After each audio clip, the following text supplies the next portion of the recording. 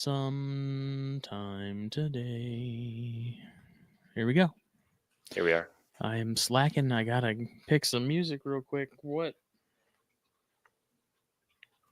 I just had an ember or something fall off my cigar and Careful. it went somewhere, and I don't know where, but it didn't It's land. not like anything's flammable. Yeah. Exactly. It's just sitting on like AstroTurf carpet or something. Yeah. It's Yeah. all good. Yeah. It's all good. El Natural. Oh, okay. All right. We're good. We're ready. We're here. It's Cool. ArachNerds episode 17. It is another live episode. It is just us this week. We had some things lined up. Things come up, people fall through, no big Work, deal. obligations, things happen. Life. Life happened. We've got some heat coming in the future though, for sure. Definitely used this cancellation as an opportunity to do a little more networking. So big thank you to No and Tarantula Addicts. Yes, the Tarantula Addicts Discord. If you have not checked that out and you want should. the link, hit us up. It's massive. There's a ton of people in there. There's a ton of information. There's a ton of different, categories. Literally everything. Everything. Yeah, Yeah. I'm still trying to get a grasp on the whole Discord thing because I don't know why I'm really just having such a hard time with it. I think part of it is because it's so simple that it doesn't. He's geriatric. Yeah, it's the age. I'm overthinking it. First of all, it's actually super user friendly to I would say like 90% of people, but it's really cool. They have there's like an Underdark channel. That's where I would say I spend most of my time, and also bite reports. Just looking at the bite reports. Yeah. Because those are cool when people get bit by stuff. That was one of my favorite sections on Arachno boards to always like scour and read because I just found it fascinating what some people experienced. How you'd have some people that had virtually no reactions, and then some people would have the complete opposite, and it would be an absolute event. Yeah, I mean, there's some pretty pretty detailed tracking and like information, like in terms of like timing, species. It's actually really cool. I don't know. I like looking at all the centipede bites. That's just me. I'm just that guy. What a weirdo. But I know, right? That's me. Weird. Yeah, it's interesting too to see like if with all the species that are especially now that are being kept and stuff, and seeing what you can kind of come to expect if something happens and you end up getting tagged. It's like, well, I at least can get an idea of what I'm in for. Yeah, it's actually kind of funny just like looking at the just like the bite report of the Scolopendra species lowland jewel versus a velvet spider. Mm-hmm. Just like the difference in length, like this versus like Right. It's like a whole ass description for the pede. Yeah. Well, this episode and many more on the Herpetoculture Network are brought to you by Fulvius Apparel, fulviusapparel.com, the best herp shirts around for hardcore herp and invert nerds. None of the affliction bullshit, none of the beardy mom AI cute anime character bullshit, just cool herp shirts. I realized raw unfiltered invertible shirts. When I was driving yesterday, I was like, I don't explain that enough, that it's like apparel for herp nerds. Like it's just people like, it's just shirts. It's like, it's not just shirts. It's cool. There's mugs on there too. There's like mugs shirts, and but I'm saying it's stuff that you're koozies, gonna want to have and like want to wear. Hopefully, yeah. Not only because it's comfortable, but also because I put a lot of effort into the designs and stuff. So, I would agree. I wear the shirts frequently. I consume my own product, as you should. It drives my wife crazy because I have so many shirts in my closet. It's obscene. I got a lot.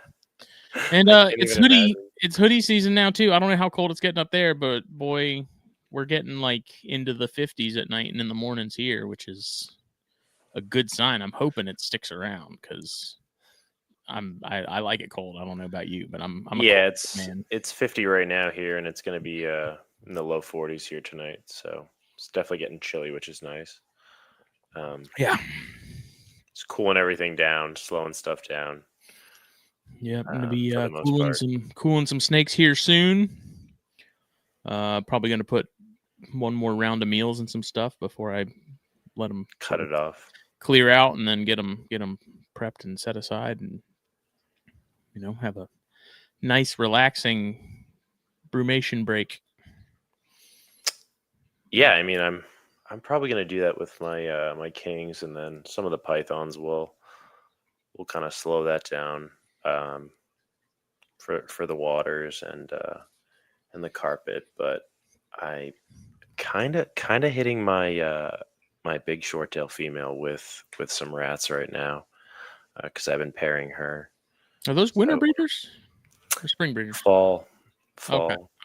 So neither. into winter, yeah. Yeah, gotcha. Yeah, so I basically she gave her a couple large rats. She's in shed, but I saw one lock.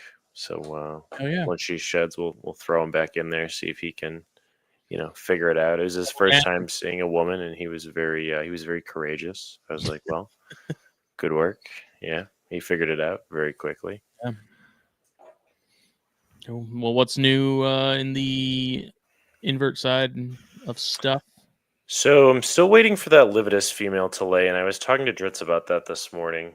Um, he actually advocated that I cool her down. So I've got two sea serpents incubators, like the little ones, and I've got one of them at like 81, 82, and one of them at like 76, 77. So the HMAC and the lividus were in the warmer one, like 81, 82, and she ate on the 27th of September, and then she webbed her burrow off, and she hasn't like really done much. She's just been chilling. I don't know if she's just been gestating, like what the kind of vibe is. But then this morning, the burrow entrance was open, so I put a roach in there, and she smoked it. Obviously, so Dritz was like, cool her down, see if she wants to molt. If she molts, then we'll pair her again. If she doesn't molt, then she just needs more time. Because we paired her in August, and she is an import. So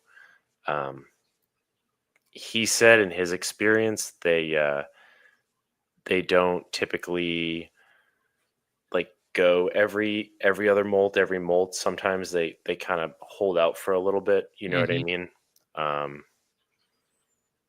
Just to make sure they're in the best shape they can be. Yeah. I got her as an adult, so the same female that got that first. Yeah. Set, right? Yeah, and she laid that in February last year, and I pulled it in March. Okay. So it's only been one molt in between. You know what I mean? Mm-hmm. So she might need another one. Either way, he's got like males all the time. He said he works with like 4 females at once, at least. Mm-hmm. So it's like he's always got dudes hanging around. But we tried to pair her last time I was there, and she was just like, she just didn't even come out of her burrow. So I don't know, man. Women are weird, fickle. Didn't even give him a chance. Yeah, he was trying so hard, dude. He was trying so hard. He was being such a nice guy, and she was just like, dude, storm. I don't know if this is it. Like, I don't know if this is for me. And he was just like, dude, you sure? And she was like, yeah, I'm very sure. Like a trick or treater at the house with the lights off. So yeah, that's what it was. No Not much you can do, man. Not much you could do. Poor bastard. He tried his best. I don't know how much longer he existed. Yeah. But my girl didn't eat him. Yeah, dude, I think about that, like watching the videos that you send me from Dritches and stuff, and like Dave's videos of his pairings and stuff. It's like, God, the life of a male tarantula is a pretty shitty existence. It's not a good one, man. It's not good. Like, because like dispensable is the word. Well, so like it's like one of those things, a lot of times with GBBs, you need like an army of males, because typically with a successful GBB courtship, like the male's going to get eaten. So like, males are super high value, but that's because of like their dynamic. You know what Right. I mean by that? So it's like, damn, we got to preserve this guy. And then sometimes they're just cannon fodder. Mm-hmm. Like, I don't know. Yeah. I brought this fresh male over.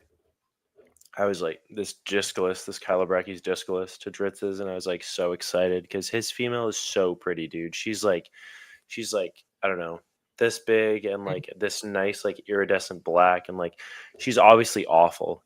She's obviously terrible. And she's so fast, but like literally horrendous. And it's like, oh, I want like 6 of these. You know what I mean? Yeah. But our male was just that my male was so scared. He like didn't, he was like kind of figuring it out. And like we tried to protect him for so long, and he got an hour and 10, hour 20 minutes in, and it was like, dude, like, How quickly are you guys realizing though that it's like we stopped protecting him. We stopped protecting him because he was being silly. Well, I mean, like when you put a mail in initially, and you guys are like, how like within how many minutes can you tell like, okay, nothing's gonna happen with this? Okay, so in an ideal world, we're dropping them off near the front door or near the back door. You know what I'm saying? Like of the burrow. You know what I mean? So it's like, all Make it right, easy. let's give this guy a little bit of space. He's got to kind of figure Yeah. out what's going on. Be like, okay, I'm in the presence of a woman. I need to, collect myself and act accordingly. He is then like, please, in the name of God, realize that I am not food. Okay. Because I mean, one time we paired in a Spinachillus rufus, and like, dude, she came at him like grease lightning, and thank God Mike was there to like bat her away. You know what I mean? With the brush, just pull her back.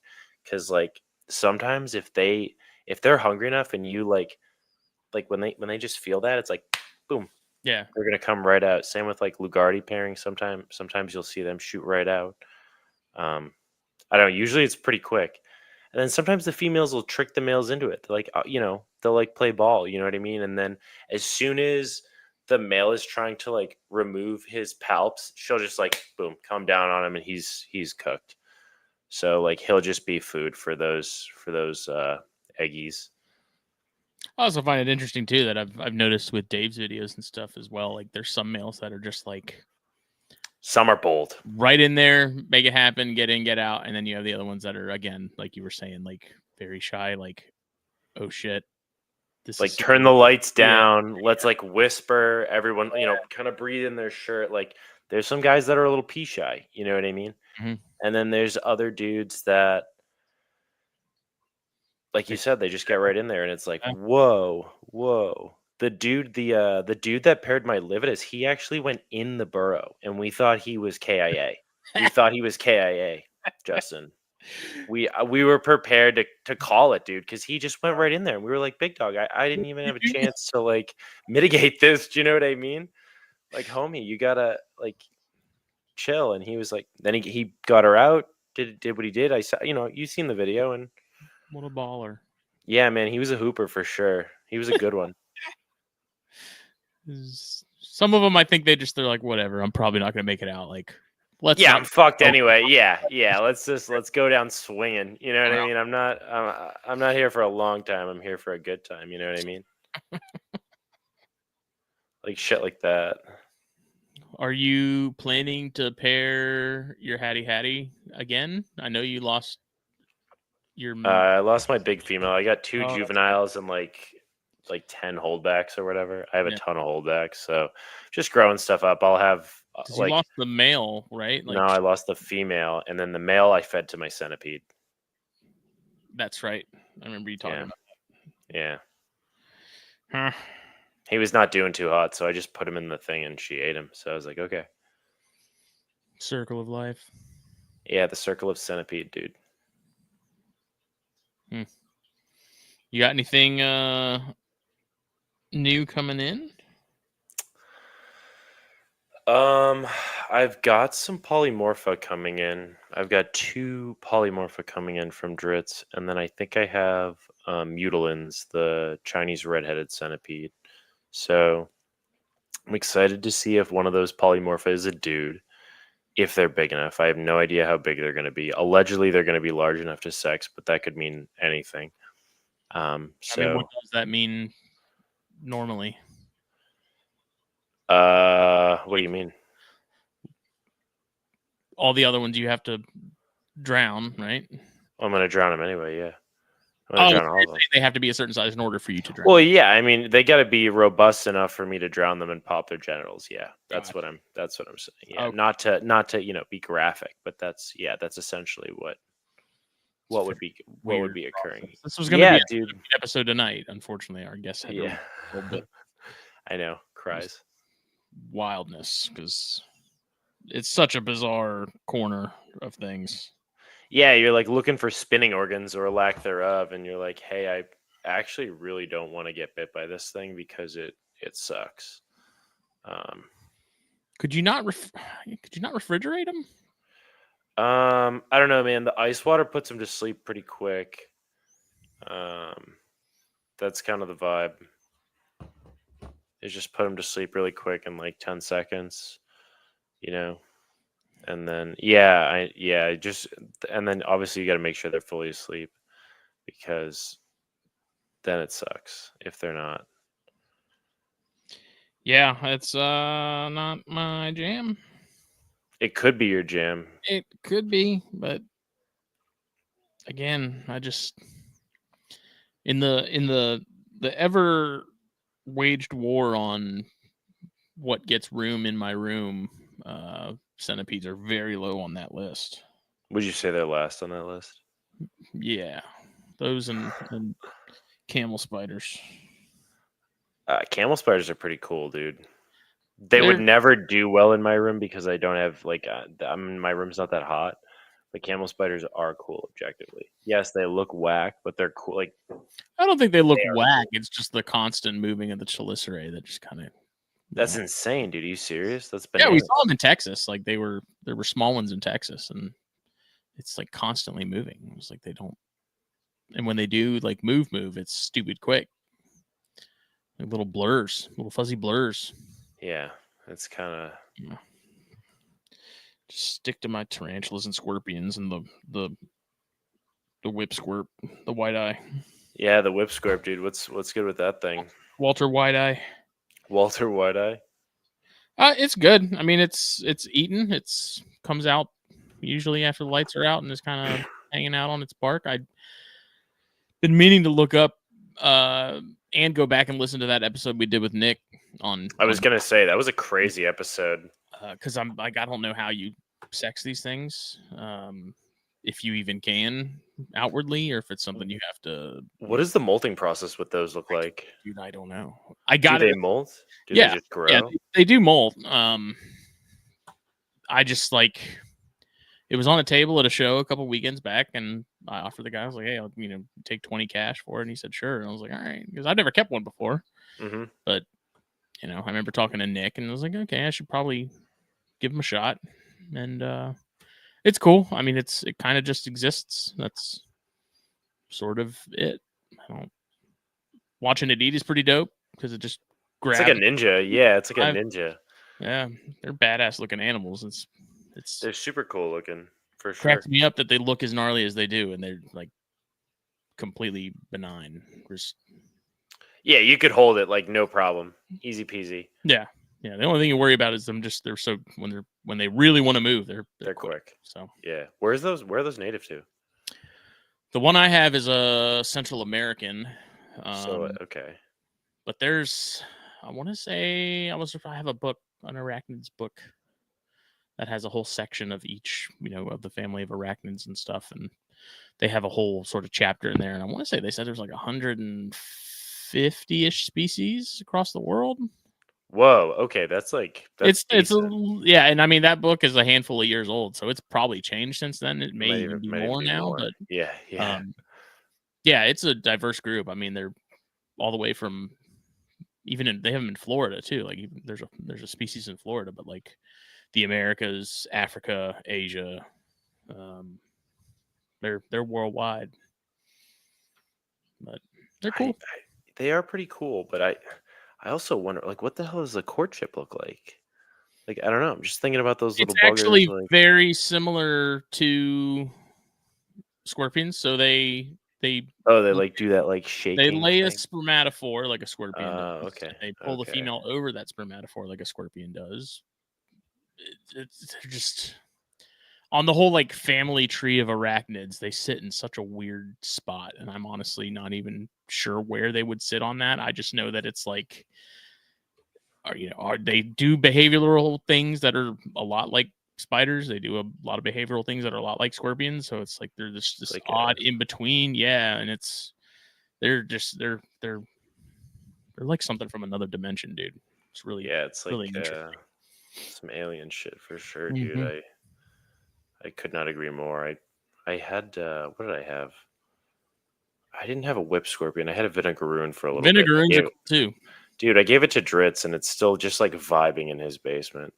It's got big, dude. It got big. I saw some decent sized ones, and we were out in Texas too. And those, Yeah, they're pretty in robust. tanks, man. Yeah, and they like just overpower prey, which is like interesting. You know what I mean? They're really just kind of muscle it, and it's like, okay, like, all right, I'm here for Yeah, it. it's You the know what I same mean? with the whip spiders. Mhm. There's nothing there except pure strength. And those like little, it's like little claw thingies. No, Yeah, yeah, those little dudes. yeah, I need to do more research as far as, again, like, determining gender, maybe even talk to Nick about it. Go back and listen to that episode for sure. And I don't know, because like they have babies like scorpions do, where they climb and hang out on their back until Oh, they're one of a month those. or They're so, one of those and then things. and then They they do that. leave mom's back, and it's a whole thing. It sounds like an event. Yeah. Which I do believe, speaking of gravid scorpions, I'm pretty sure my Whoa, Margaritatis, at least one of the Margaritatis females, is gravid. whoa, I've had both pairs together for a hot minute. whoa. And I haven't had any issues, because Margaritatis made me a little nervous to keep them together long term. Yeah, yeah. Who would eat who? The female would probably eat the male. Yeah, so, Yeah. it's par for the course. The males I've noticed the males, like, if there's girls around, they don't really seem to care about eating. They don't really Yep, care about anything. classic dudes. Yep. So Just I've just been making sure I drop some crickets in there, every other week. Make sure that female's well fed. If the male's hungry and wants to eat on some too, they'll figure it out. cool. If not, yeah, They've yeah. As long as she doesn't munch him, dude, you're probably cooking with they gas. stayed pretty cuddled up. So Oh, really? yeah. And I mean, when I first introduced them, I had some courtship behavior immediately. And it's been a couple weeks, so I'm fairly certain at least one of the females is gravid. The other one I'm still kind of up in the air, as if maybe she's gravid or could just be, in pre-mold or something. But I'll probably split them up here soon and give them a break from each other, and Reintroduce. maybe take a better look at both females to see if I can see any signs of babies on the way or anything like that. People, if they're looking thick or whatever. Yeah, it's usually, it's Pretty apparent. It's usually when they're gravid. It looks very similar to the whole premolt thing, but Yeah, the okay, I females got you. look like just so much more ballooned, if that makes sense. Just so much more. Yeah, something seems off compared to a premolt. Just they look super thick. No, for sure. I've definitely seen gravid desert hairy scorpions, and they look like a water balloon, dude. So I'm definitely picking up what you're putting down. Yeah. And I've had a hell of a time with those hensai slings that I got. Those the female bark that I got from Daytona from Rob. Oh, yeah. Those babies, like, I'm down to 4. What, are they just not eating or what? No, they're eating. Like, it's the same issue I had with the isometrus. Like, they're not gaining any size. Like, I'm offering them food and they're eating regularly, but they're not growing. And then You they gotta get hit to a upon point us. where if they You gotta get hit upon us, dude. too dry, They'll if desiccate. not even for that long of a period of time, yeah, they'll desiccate. Because I started out with, I think, 9, and like I said, I'm down to 4. They've just been slowly. Yeah, you gotta hit upon us. You gotta I hit upon do. us. This is the same issue I had with the maculatus, and it's kind of frustrating because he'll heal you. Maybe they need more heat, dude. Maybe they need it to be warmer. Yeah, that's probably what it is. That's I've been thinking about something with the Asian species and stuff, and not wanting to have the heater on in the room again this year because that screwed up my snake season last winter.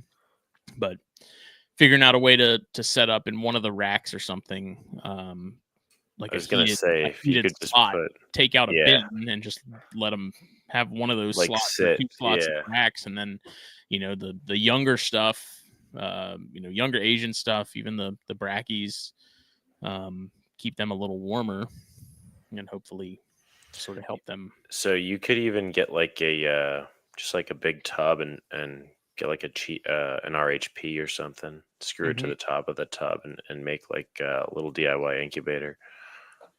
Yeah, I was thinking about I like those Ultratherm pads from Reptile Basics a lot because those don't get crazy hot. And setting up something similar to that, or even just like basically a heated cubby of sorts for those species that I think just need a little more heat to kind of jumpstart things a little more. Especially the younger stuff with the scorpions, like just for the metabolisms and whatnot. Yeah, that sounds like. So it'll be interesting not to a bad idea. if I switch them over to heat and notice immediate, a spike in growth and movement there, then I'll know that that's definitely the thing that's missing. So you could just make it more permanent. Yeah. So that's totally something you could do. That's why I don't have scorpions. Yeah. I mean, traditionally I've never had any issues with getting centroides and stuff to grow. Even tiny like broods and stuff, getting those to grow on a regular pace. And I don't know. I guess it is a temperature thing, but at the same time, like if those are in Florida and if Florida is experiencing the same weather we're experiencing now, then it shouldn't be that out of the norm for them to. Oh, that's also true, dude. That's also true, dude. Like, are they just not growing in the cooler months, and then as it warms up and bug activity and food activity in general sort of spikes with the heat? Like, do they sort of go through a spurt then? And I don't know. I don't know. I'm not sure. That is over my head. Yeah, mine too. I couldn't tell you. Did you end up picking up one of those microscopes? Not yet, but I need to because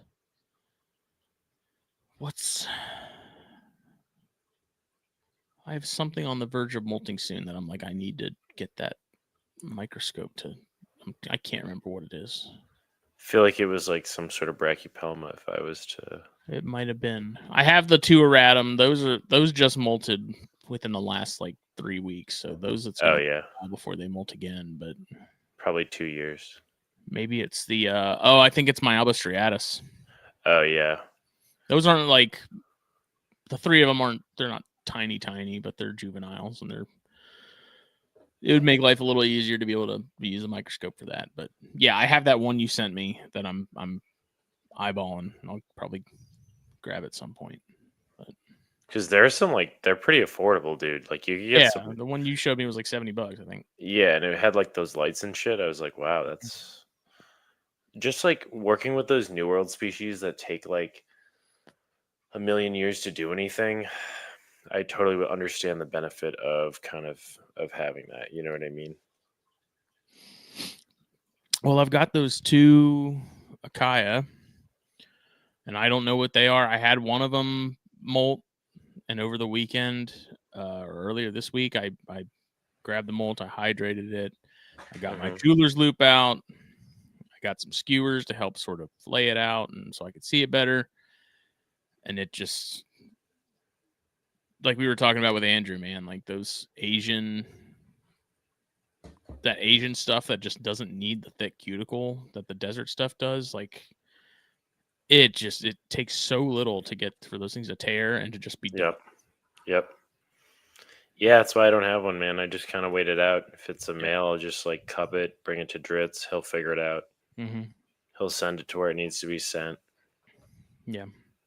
But then one of the Regalis molts, I mean, she's pretty much she's a young adult at this point, size wise, and I did the same thing with hers, and it is a female. So, but they're just a little more durable, dude. They're just a little. Well, it's when you get to that size, They're a lot more durable. Yeah. Oh, even like natural history wise, like India's a rough place, dude. Yeah. So it definitely makes sense that we're also talking about a spider 3 times the size as those Akaya right now. So okay, that's also very very much an reasonable. adult, just not full. I hope you got a pair in there in that Akaya.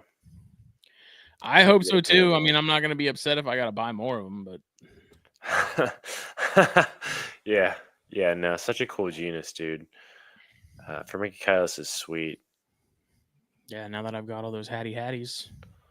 So I got since our last episode last week, I got to have like a handful of new stuff. We got some electric blues now. I got those hatties. I got the Balfouri. I got a couple OBT locales. Yeah, those Kingomas are sick. So the second one molted today. So they're now officially like real spiders, quote unquote. Yeah. Dude, those things molt so quick. Because that one yesterday, like I went in the room and like took a picture because it was kind of like moving onto its back. I was like, okay, I think it's gonna happen. And I came back in the room like 30 minutes later. It happened. Popped out. Done. I was like, damn. Yeah, dude. So, they grow on air. Yeah. It's so cool. So I got those set up, separated, and let them harden up a little bit and offer them some food in the next day or two, and just watch them tackle it. Dude, those little bastards, they have no fear. Like, I think it was the Mikumi. I put like a decent sized small cricket in there. Like, it wasn't, massive or anything, but it was big enough for that thing, and it just grabbed it. It didn't care. Yeah. Which is nice because like your Brachypelma slings and stuff are super skittish. If the food's too big, they just kind of freak the fuck out and take off. But those OBTs are like, hell no, man, you're mine. Like, I got to hatch it with you. Yeah, it's so awesome. It's so awesome. My OBT female is a savage, dude. She just like put in a nice thick dubia roach, and you could just hear her crunch it. It's like, all right, nice, dude. That's the joy I get when I feed the classy, dude. She just grabs it and folds it in half. It's like putting it in a friggin' trash compactor. You see the cricket just get folded and like pulled in. My geniculata female is the only New World tarantula I have. It's the size of my hand almost. Mm-hmm. Dude, I put a hissing cockroach in there and it gets folded in half. Yeah, it's feeding is a contact sport. Yeah. Okay. It like watching. Her name. It's the only spider that has a name. Her name is Britney Spears, and she. Yeah, dude, she's a bad girl. She's just like. I would be mortified to attempt to hold that thing. It would put holes in my hand. Yeah. Yeah. She's always hungry. Yeah. We'll get into my rosea experience over the weekend, last weekend, but also I got a Taxinus. What is that? That Bambus. Oh, okay, yeah. Taxinus, sorry. Okay. Won one of those on Palm Street with tie-dye exotics. Got that in, set it up. I went and got bamboo stalks from my neighbor's property. The thickest ones I could find that were a decent diameter for, a smallish spider to be able to fit in. Is not a juvenile, but she's an import, right? Yeah. Has she molted? Did she molt with tie-dye?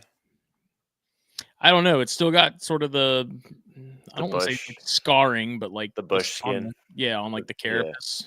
So I hope. All right, dude. Not. Set her up good. Leave her alone. That's what I've been doing. So I set her up good and leave finally, her alone. Yeah. she finally found the bamboo stalks. Finally set up shop in one of them, and I just been leaving her be because I'm like, that's all you need. Make sure it's nice and humid. Okay. Yep. Feed her a good meal. Maybe she'll lay a sack for you. Maybe she's already paired. Dude, if she lays a sack for you, I need you to call me. I don't care if I'm at work.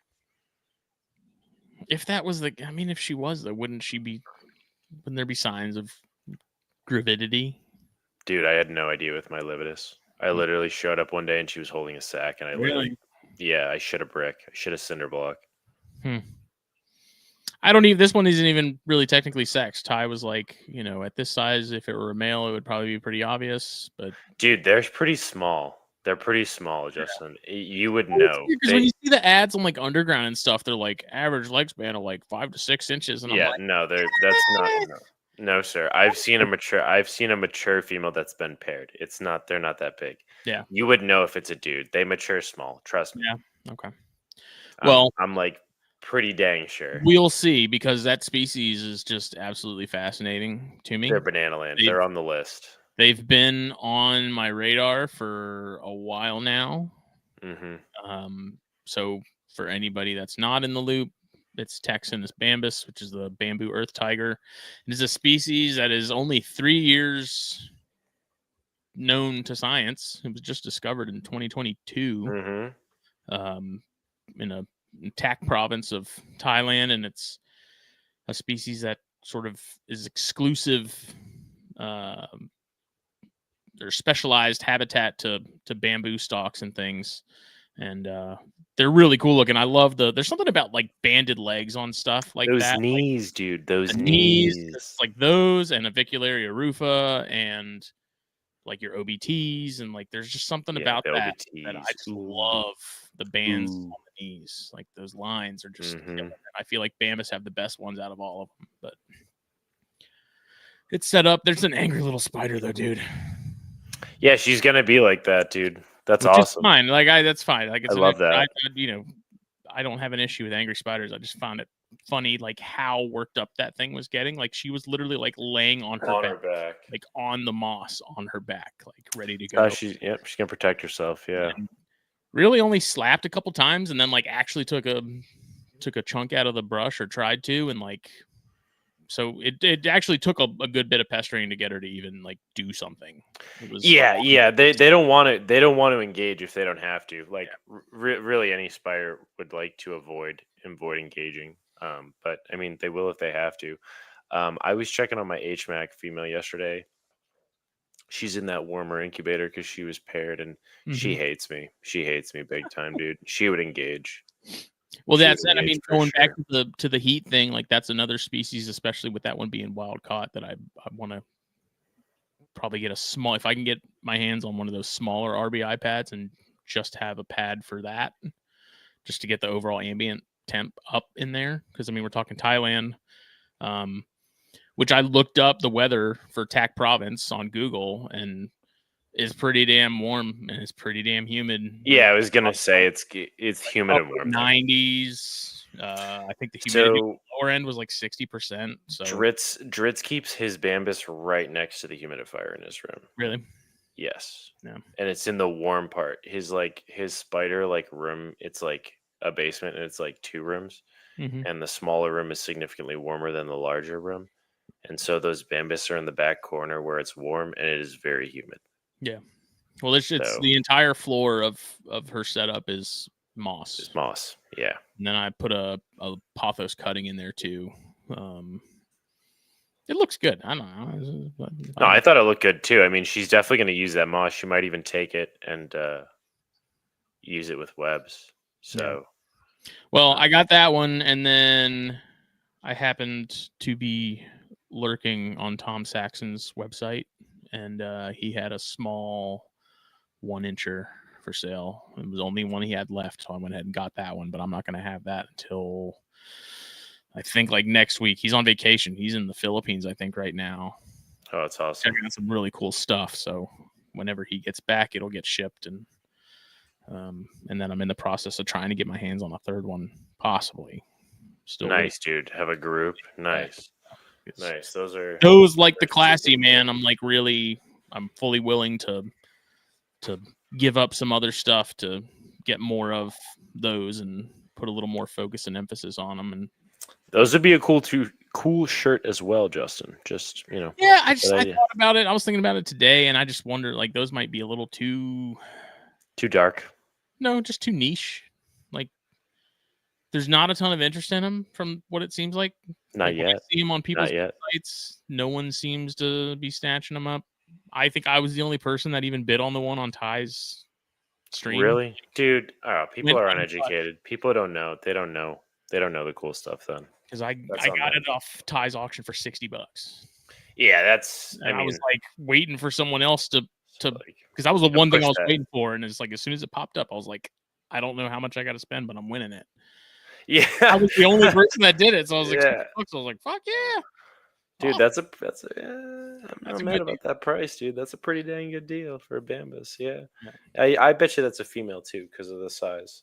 Because like I said, they're I they're said not huge. when I had the picture of her like all flayed out and stuff, I said, Yeah, she looks awesome, dude. He said he's thinking female too. So Yeah. Oh yeah, the wizard knows for sure.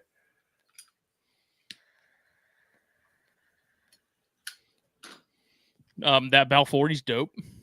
I've never had that before, and that thing is friggin' cool. I mean, I knew they would be cool, but I didn't know they'd be this freaking cool. Yeah, I've got a sex pair, so I was happy to let that one go and hang out with you. You know what I mean? If it's a male, send it back here, and we'll make it worth your while. You know what I'm saying? Yeah. Those are sick. They like you just give him a little space and some anchor points, and they will do crazy It's stuff. starting to web up like crazy already. Yeah, Architects, dude. Mm-hmm. I did some. Go ahead. Oh, I was just gonna say I did some rehousing and just watching it just doesn't take any time for some of these spiders to do stuff. It's like crazy. I'm half tempted to set up like a Wise Cam and do like a time lapse or something just to see what they're doing at night, because like they got to be working like all night long to get some of this stuff done. Because it's like you go to bed and then you wake up the next morning and it's like just different. It's like different.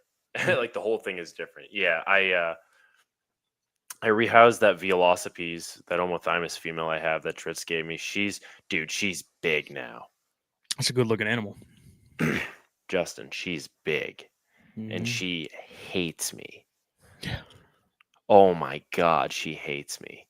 And she's so purple. It's like my hand, dude. It's like this. Just purple. Yeah. And I put her in a 6.2 liter, those like wicked tall pasta tub thingies with a huge piece of cork bark and a ton of dirt. And she already dug a huge burrow all the way to the bottom, like made like a perfect funnel sock, like redecorated, added like moss to like the side, like already did all this like just crazy burrowing, and she's been in there less than 72 hours. Same with the Vietnam silver, dude. That female is straight up bulldozer. It's so cool to watch them do that. Yeah, they're I was half tempted by some of those as well. Those are awesome, dude. I can't recommend them enough. It's definitely one of my favorite spiders that I have, and the Von Worthy too, but they're just so big and so shy. So when you do see it, it's like, whoa. It looks like it's wearing clown shoes on each of its legs, because the end of its leg, like the toe, is like it's like kind of like a lance head almost. Like kind of yeah. It's like, so they're very like they look goofy, but they're super quick and elegant when they move. It's like, I don't know, they're very, very unique spider that I really enjoy watching when I do see her. So I can't recommend them enough. Also fast as shit though. Holy crap, dude. Jesus, like literally grease lightning, wicked pissy, like super cool. I'm always wondering what's the fastest species, and every time I think that I've kept one that I think is it, I keep something else that's like, no, this is even faster. Like when I had that green bottle blue, like green bottle blues are really damn quick. But then I get Calabraki species tropical blue. when That's the fastest spider I dealt with. those electric blue slings, like fucking A. Teleport. Quick. The Teleport. Albistriatus when they want to be Quick. real quick, but like it's wild, dude. How some of these, it's like when they move, is it just like when the Millennium Falcon goes into like hyperdrive? Yeah, hyperdrive. Yeah, even see where they're going. They're moving so quick. It's crazy, dude. I bought a Kylobrachys species tropical blue from Dritz at White Plains like a year ago, and it ended up being a male, but I was rehousing it when I got it, and I got it out of the little vial. It ran up my left arm, jumped off my shoulder into my recycling bin in my kitchen before I could even react. I've literally never seen an animal move like that. Never. I've never seen something move like that before. It was like I mean, it landed in like it actually jumped in an empty box of Cheez-Its. So it ended up working out fine, but it was very, very quick. And that's like probably the first and last time that I've got like that. Yeah, I haven't fortunately had any issues there. I had that when I had that Metallica. It took some unapproved strolls, but that's really the only one. Everything else has been pretty manageable. Those Albistriatus, dude, like rehousing those little bastards. It's Cereopagavus. Historically, for me, it's like every time I got to rehouse them, it's like, God, it's always gonna be. It's just got to be a thing, you know. It's so cool. It's like, why can't the ornamentals? No problems. Like the Hoagies are predictable stuff. It's like, fuck, dude. Like, dude, just I chill the fuck out and move into. I love that. Move into the I other love container. that. But that's the coolest thing though, dude, is because like you got to dig them up. It's like you got to get a little spoon. You got to excavate them out, and then when you find them, you find them. Yeah. There's no confusion. It's very direct. They'll let you know what's going on, and if you do it correctly, you can just get them out of there. My Vietnam Silver was very well behaved during the rehousing. Just like kind of skittish. I moved my males into something a little bit bigger, like because I have two males. I have an H. gigas male and I have a Balfour male because they were in like something like a really little deli cup, and they were both pretty well behaved too. I was kind of surprised because usually gigas are awful.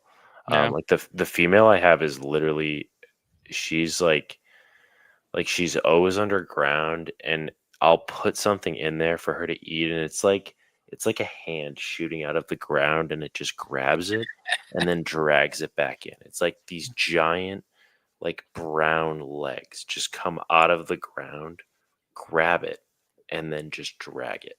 And it's like, okay. That was kind of cool. Oh, I love watching the Albistriatus and stuff eat, but yeah, dude, just rehousing that stuff. It's like, can you just make this easy? Please just make this simple. Dude, it's always easier than a ped. Rehousing a ped is that's I won't have to worry about it. But yeah, you could. It could be you. Even watching those peedlings move when Dritz's last Palm Street. I'm like, it's crazy. They boogie. What the hell? Boogie. Yeah. I've got two, and they're in like really tall vials, so they can't. They're like just in the vial. They can't escape. Yep. It's all escape proof. And then those vials are in a container with walls that are high. So if they were somehow to get out of those vials, they cannot get out of the second container. Yeah, that's smart. Yeah. If anything's gonna be those little bastards. Yeah. I had to escape, unfortunately. So that was problematic. They're just so. I don't know where they are. Or something with that many legs is gonna move fast, but. Well, it's not only that; it's the fact that they're so flat. okay, Mm-hmm. because they can really wiggle themselves and like kind of undulate their body to try to get under shit, and they can actually squeeze out of air holes super easy and squeeze out of those little 2-ounce condiment containers. Mm-hmm. That's how I lost 2. 6 of them actually chewed through those containers What? at Dritz's house. Yes, and they chewed on the little air holes a little bit, made them bigger and got out. No. Yeah, literally bonkers, dude. Yeah. Sounds like a lot.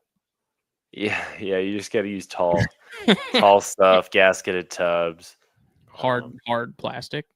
hard plastic. Yeah, dude, I've been using these Sterilite 20, like these ones Oh here yeah, with the dude. I use those gasket. for chondros and stuff. Yeah, they're literally perfect. These are indestructible. The peds, I mean, most of your peds aren't going to chew through these, and then they hold humidity really well. I just fed that polymorpha, a huge mature dubia roach female, and I watched the polymorpha tackle it and then use its mandibles to find like a crack in the armor and then exploit that, and it was very metal. Yeah. Yeah. Yeah.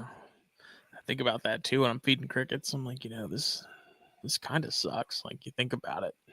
You're putting this box with a thing that's more or less the same size as you, if not bigger, and it's gonna just overtake you. Literally just get bundled. Yeah. Yeah.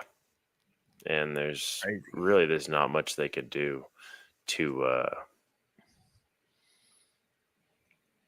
address that at all. Like at least with the scorpions, you get stung, you're gonna get taken out, and then the bad part comes. But with spiders, it's like no, you're turned into soup eventually, but it's it's a little bit of a process. You know what I mean? Like you said, it's not just kind of one and done. Which I mean, again, it's better than a centipede, but it's still not great. Hope we don't come back as any of those feeder bugs. Yeah, dude, if I came back as like a Turkish red runner roach, that would be such an L. You know what I mean? If I was just like a Turkish red runner, like what an absolute freaking bummer. You know what I mean? Like, what did I do to deserve this? Like, I'm not perfect, but Jesus Christ, you know what I mean, dude? Like, I know I made some mistakes, but damn, like I fucked up a couple times. Yeah, so is everyone. But like, I'm not. I shouldn't be a roach. Like, I shouldn't be a Turkish red runner roach or like a cricket. You know what I mean? To just get melted by some fucking brachypelma in some guy's collection. You know what I'm saying? Like, goddamn. Like that would suck. Yeah, I'm hoping that if it is real, it's just saved for the worst of the worst. But yeah. Like maybe I'll be an isopod. That wouldn't be terrible if I was like an isopod one day. But to be a fucking feeder bug of any sort. Feeder bug, yeah, dude. Like imagine, I feel like the real short end of the stick on that spectrum is like a mealworm. Like, you know what I mean? At least I'm not a mealworm. But yeah, that's certainly tough. Yeah. So got all that stuff, and then I picked up a female Mira over the weekend. Those are super cool. Baboon. Pretty stoked about that. Got her. I set her up, and then I was like, that soil's too wet. Took her out, set her up in something else, mix some sand in there to hopefully kind of dry it out some, and put her in something a little slightly more spacious and a little more permanent. So yeah, she's ready. She's huge. She's gonna molt. You're gonna get a molt, and then you're good. You're looking for dudes, straight up. Yeah, and I've got my two smaller ones. They're not gonna line up. You got to look for a mature. You're a molt. Well, I don't know what mine even are. Like I don't even know if I've got 2 more females or if I've got another female and a male. Yeah. 2 more males. Like microscope. I don't know. Yeah, that's one of the reasons. She points to the microscope. Yeah, could be the microscope guy. Nah, Andrew's the microscope guy, but you could be a microscope guy. Yeah, we talked about. He showed us the one that he got on the last episode. His is sweet, dude. His is serious. nice. He's His like, is. He was I like, yeah, it's not that was- nice. Like it was only 3 feet. I'm like, dude, that is a Cadillac. Are you? Excuse me. Like, you have a Wi-Fi camera on that thing. You're like, dude, that thing is sweet. Yeah, I don't need anything that hardcore. It's like, I'm probably gonna mess up half these molts before I can even look at them under the microscope. So I'm not gonna drop a bunch of money on one for molts I'm not even gonna be able to actually use. He must have the steadiest hands. Like if you think about it, like some of the spermatheca that he's working with are just like next level fragile. Mm-hmm. Yeah, dude. Even the even with Devin and like the stuff that she's got. It's like, Yeah, Devin, dude, Devin's a wizard. I don't know how she does that shit. Couldn't be me. Especially the tiny stuff, dude. I'm like sitting there with my skewers trying to get this, 2-inch Achaia molt figured out, and I'm like, dude, if this was like somebody's heart and I was doing surgery, they're done. Like, dude, I feel like love of God. Yeah, dude. I mean, my hands are like sausages compared to this, like, small, delicate, you know, uh, molt, and I'm trying to be as careful as I possibly can, but it's like, I'm essentially using a butter knife to, like you said, perform.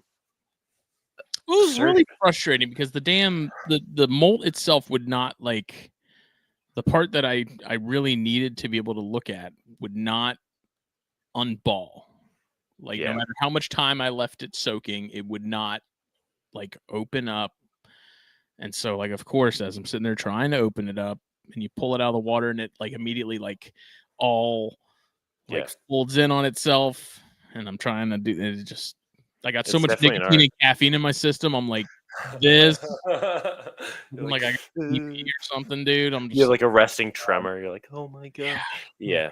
No, dude, you got to really know what's good, and you got to have those steady hands. And it's like I said, it's an art. It definitely could not be me. I will just wait. I feel like vent sexing also not a terrible idea. If you get the spider in a little, I don't know. If you work with a species long enough, you can usually see a male when it's happening. Mm-hmm. Especially with Balfouri, I feel like. Yeah, it's tough with those Achaia though, because they like they're cryptic as hell. They're cryptic as hell. If I touch that jar, I don't even have to move it. If I touch it's gone. Like, it's gone. Yeah. The fact that I can even snag some pictures of them here, and one in particular, the other one I really don't even see, but one in particular actually hangs out outside of the burrow fairly regularly. Mm-hmm. Like the fact that I can even manage to get pictures of that one is impressive, because the other ones I don't see them. They just don't. Yeah. My Spinachillus rufus has been, it's pretty out and about, but my juvenile Hades are just like your Achaia. They don't have any interest in that. Very just so photosensitive, you know what I mean? They're out at night all the time. Like they're probably out right now because all the lights are out in the snake room. But they're just super cryptic. Mm-hmm. Yeah, and it's like, I mean, I do want to get a microscope because there's something enjoyable and like exciting about being able to look and see what you got, well before it's matured, and what's sort of in the pipeline. Mm-hmm.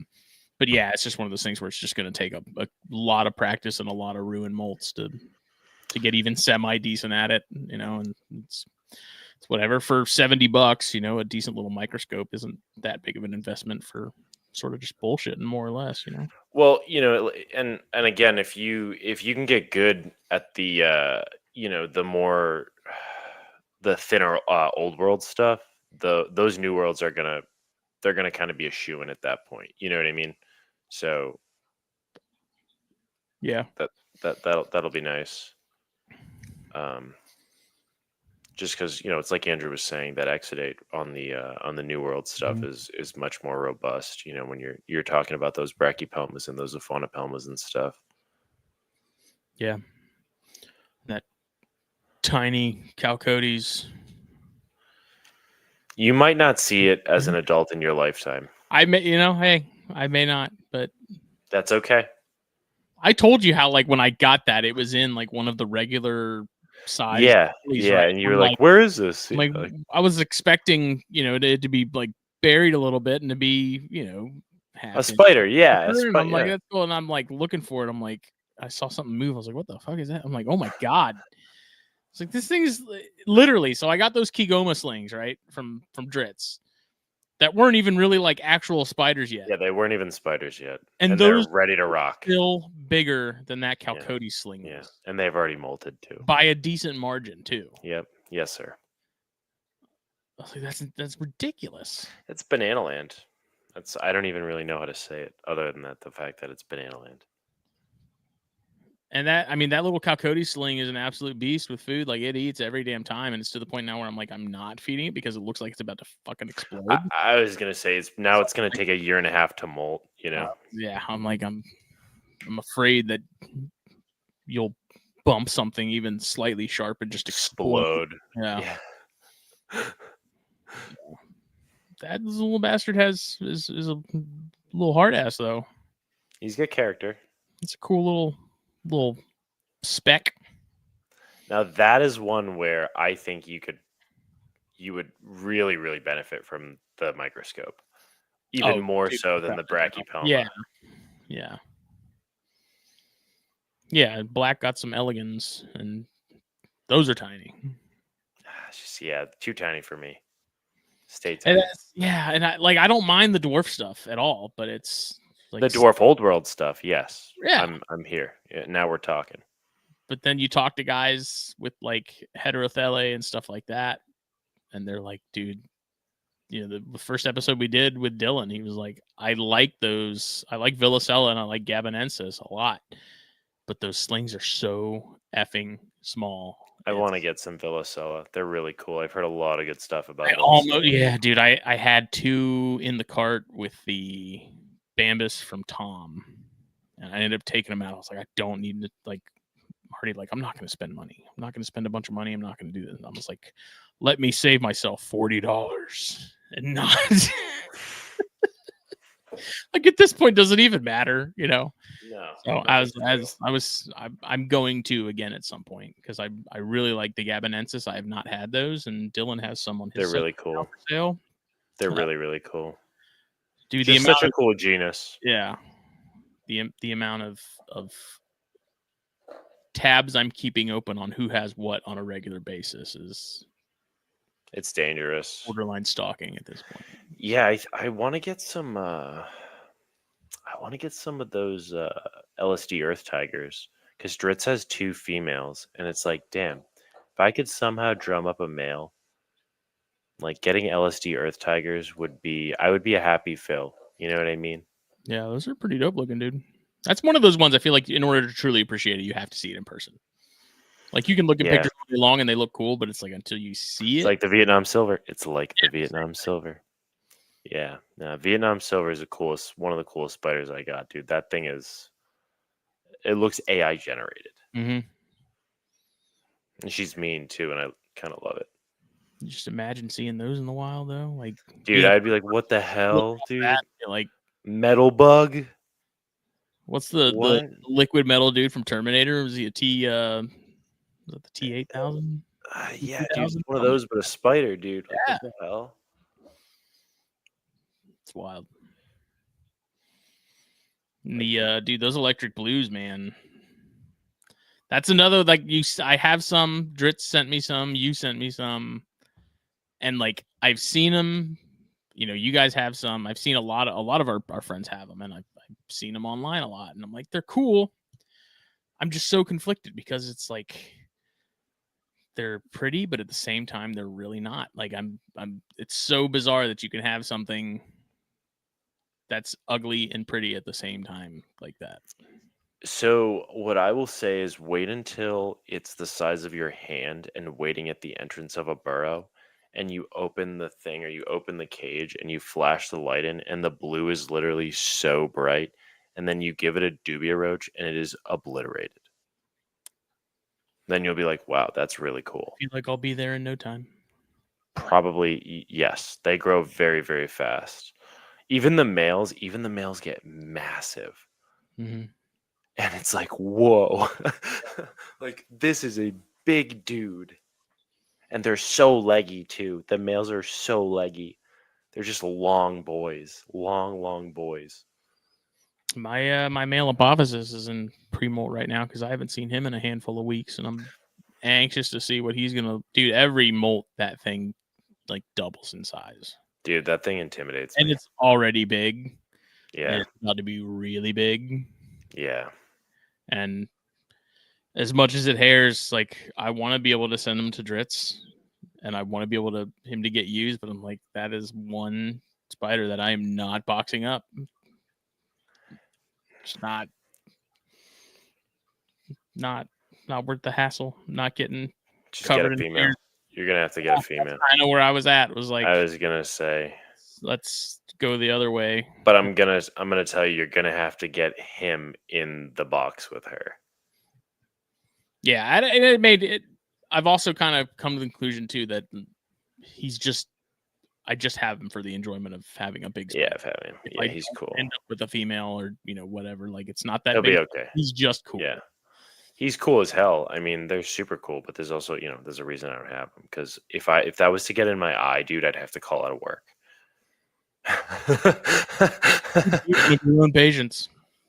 Yeah, dude, I'd have to. Oh my god, dude, I don't even know. Did you see the picture of Corey with his eye? Mm-mm. Okay, I've seen right. pictures online of people like that got fucked up. Dude, I'll send it to you on Discord like very shortly right now, and his eye looks like a yeah. It's brutal. Seeing how little provocation it takes for them to kick too. I'm like, yeah, not imagine. Yeah, I just DM'd you. Hack that thing up, man. Just yeah. And then the amount of hair that's just gonna be sitting in there waiting for Dritz when he opens it up too. Is just, Oof. Yeah, dude. God bless that. Yeah, check your DMs there, guy. Which one?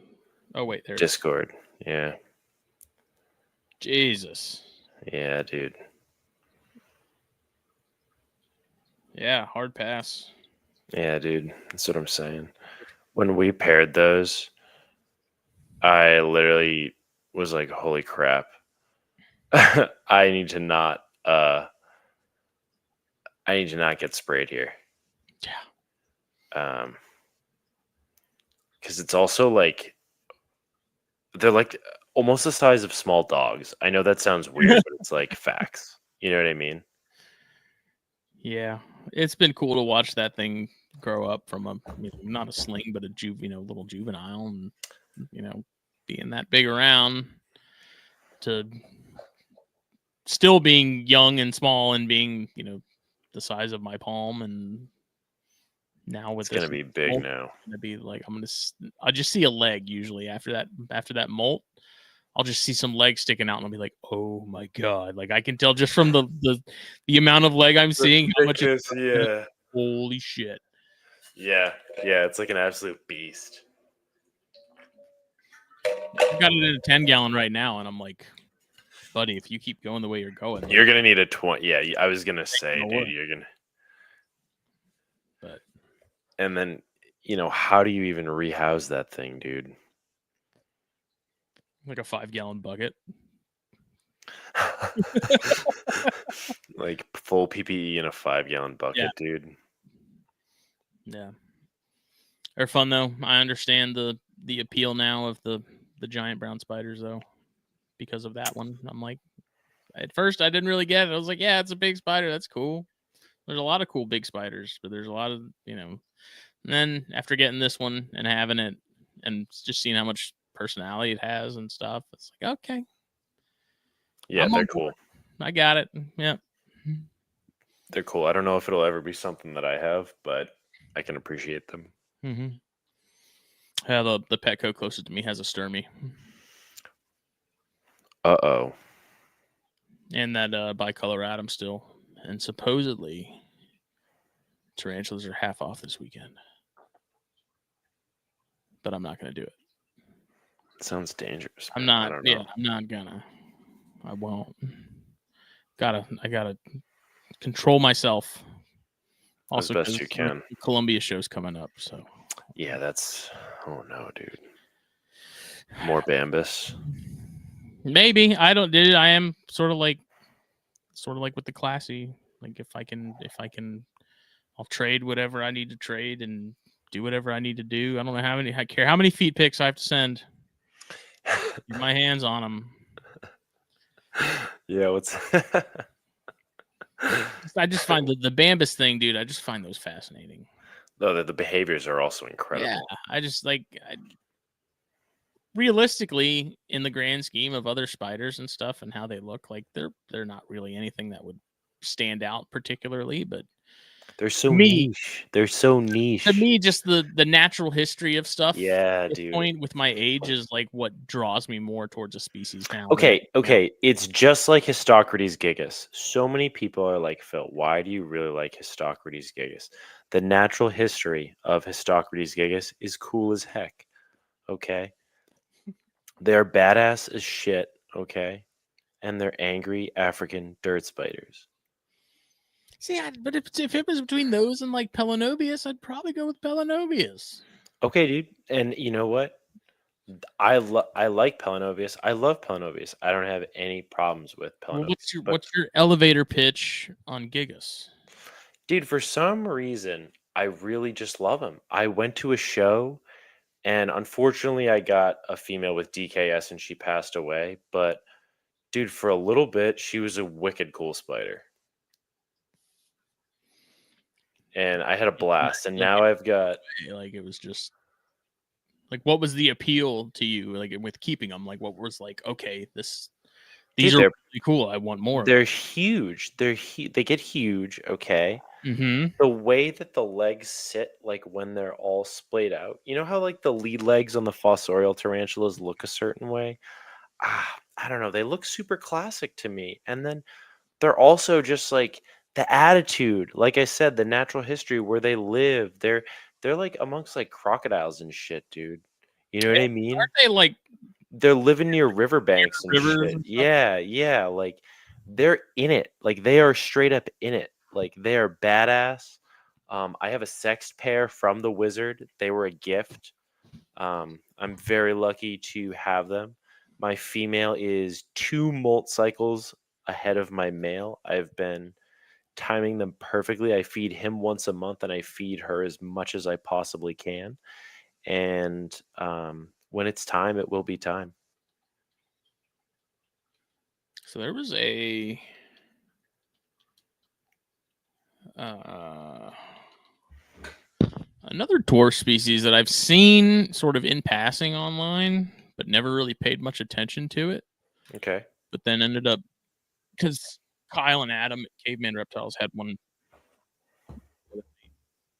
What is it? Let me look into those more. I'm pulling it up now. I don't remember the scientific name off the top of my head. I know it. Dude, I want to get ever since Andrew was talking about those Chinese stout legs, those things were sweet.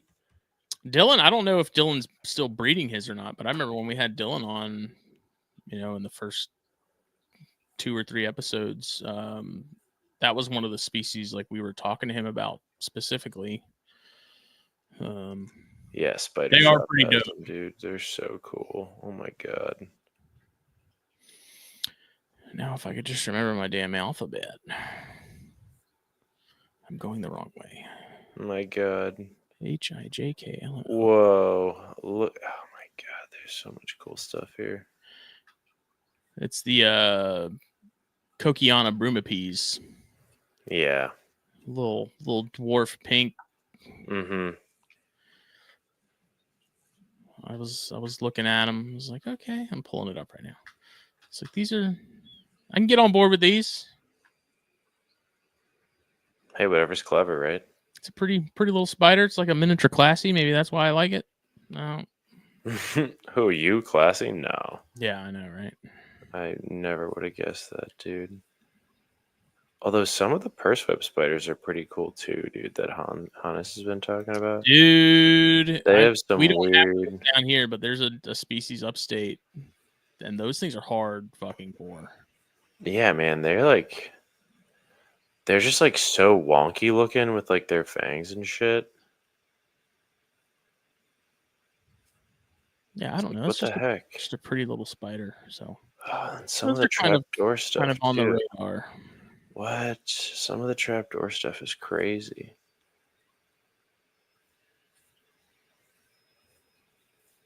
It's the problem with spiders, dude, is you get so much stuff on your radar that then you see it and you're like, I'm gonna get it. Yeah, it's a problem, dude. Ugh. Oh. And like some of the macrothelly, dude. Oh my god, some of the funnel web stuff. Holy shit. Yeah, what's the... Is it Phalanx? There's a Linophyllae Phalanx, dude. Mm-hmm. Those are Mm-hmm. pretty wild looking. Yeah, I know they are. It's literally incredible. Wow. Chinese tiger centipedes too. Damn, dude. So many peds. So little time. I'm still hoping Gabe can get me some of the Umida, the native trapdoors we have here. Oh, those are so cool. Because if I can get my hands on some of those, I'd give them a shot just for the hell of it. I don't know Those that are super, super like cool. breed them or anything, but just for the enjoyment of having them. Yeah, oh, totally. Oh, the Umida? Dude, those are on those are on Spider Shop for like $28. Yeah, but is it the South Carolina native species? Oh, well, I don't know. There's 2 different species there, dude. You should check them out. Let me look. Yeah.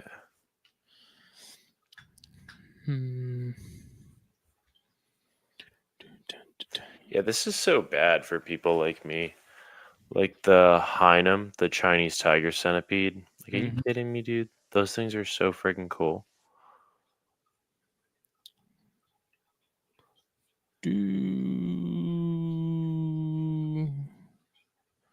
I see the Cyclosmia. Mm-hmm. Yeah, those macrothelli are pretty sweet They're too. they're freaking badass, dude. They're really badass. That's dude. That's the problem. Is there's like, it's not just one big rabbit hole. Mm-hmm. It's like 200 small but incredibly long Rabbit holes. Yeah. Oh, Yep. I think the Umida, the Audinii, I think are the ones that we have native. Let me see. Wow. There's some literally insane stuff here. This is not whoa.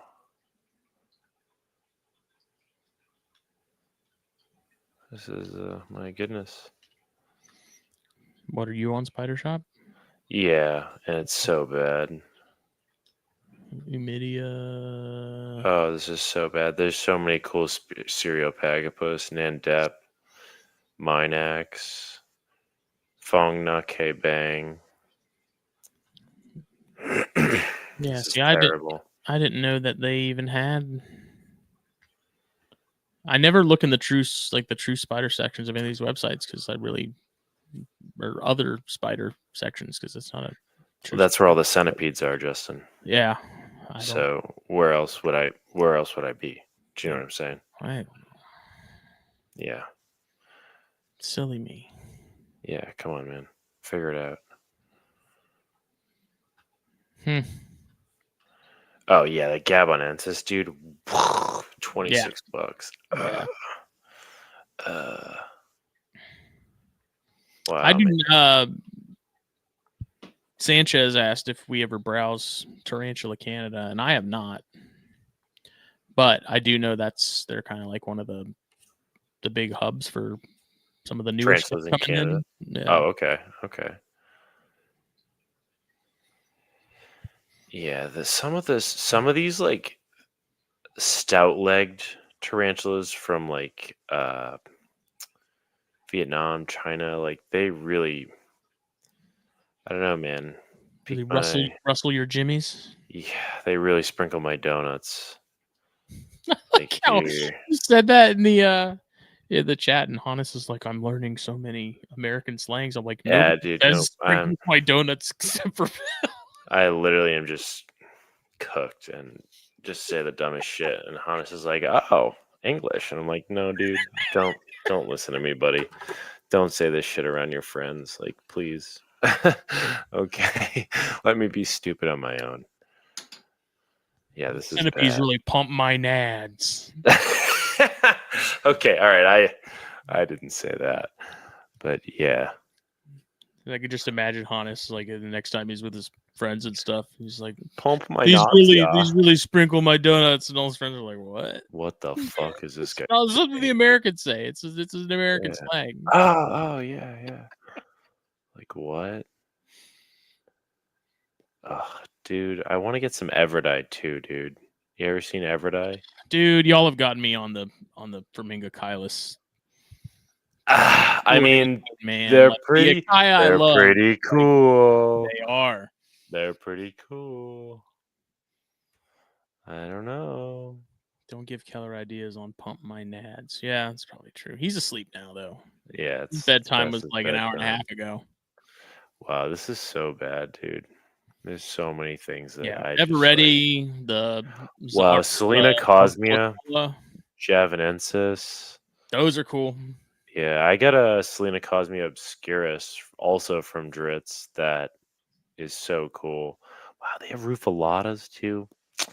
Wow, man, they're really about to take all my money. I've noticed that with Rufalata in particular, it seems like those really come in like waves because you'll see periods where like a lot of people have them and they're available like all over the place, and then you won't see them anywhere. Yeah, boom Seems bust. very extremely cyclical with those.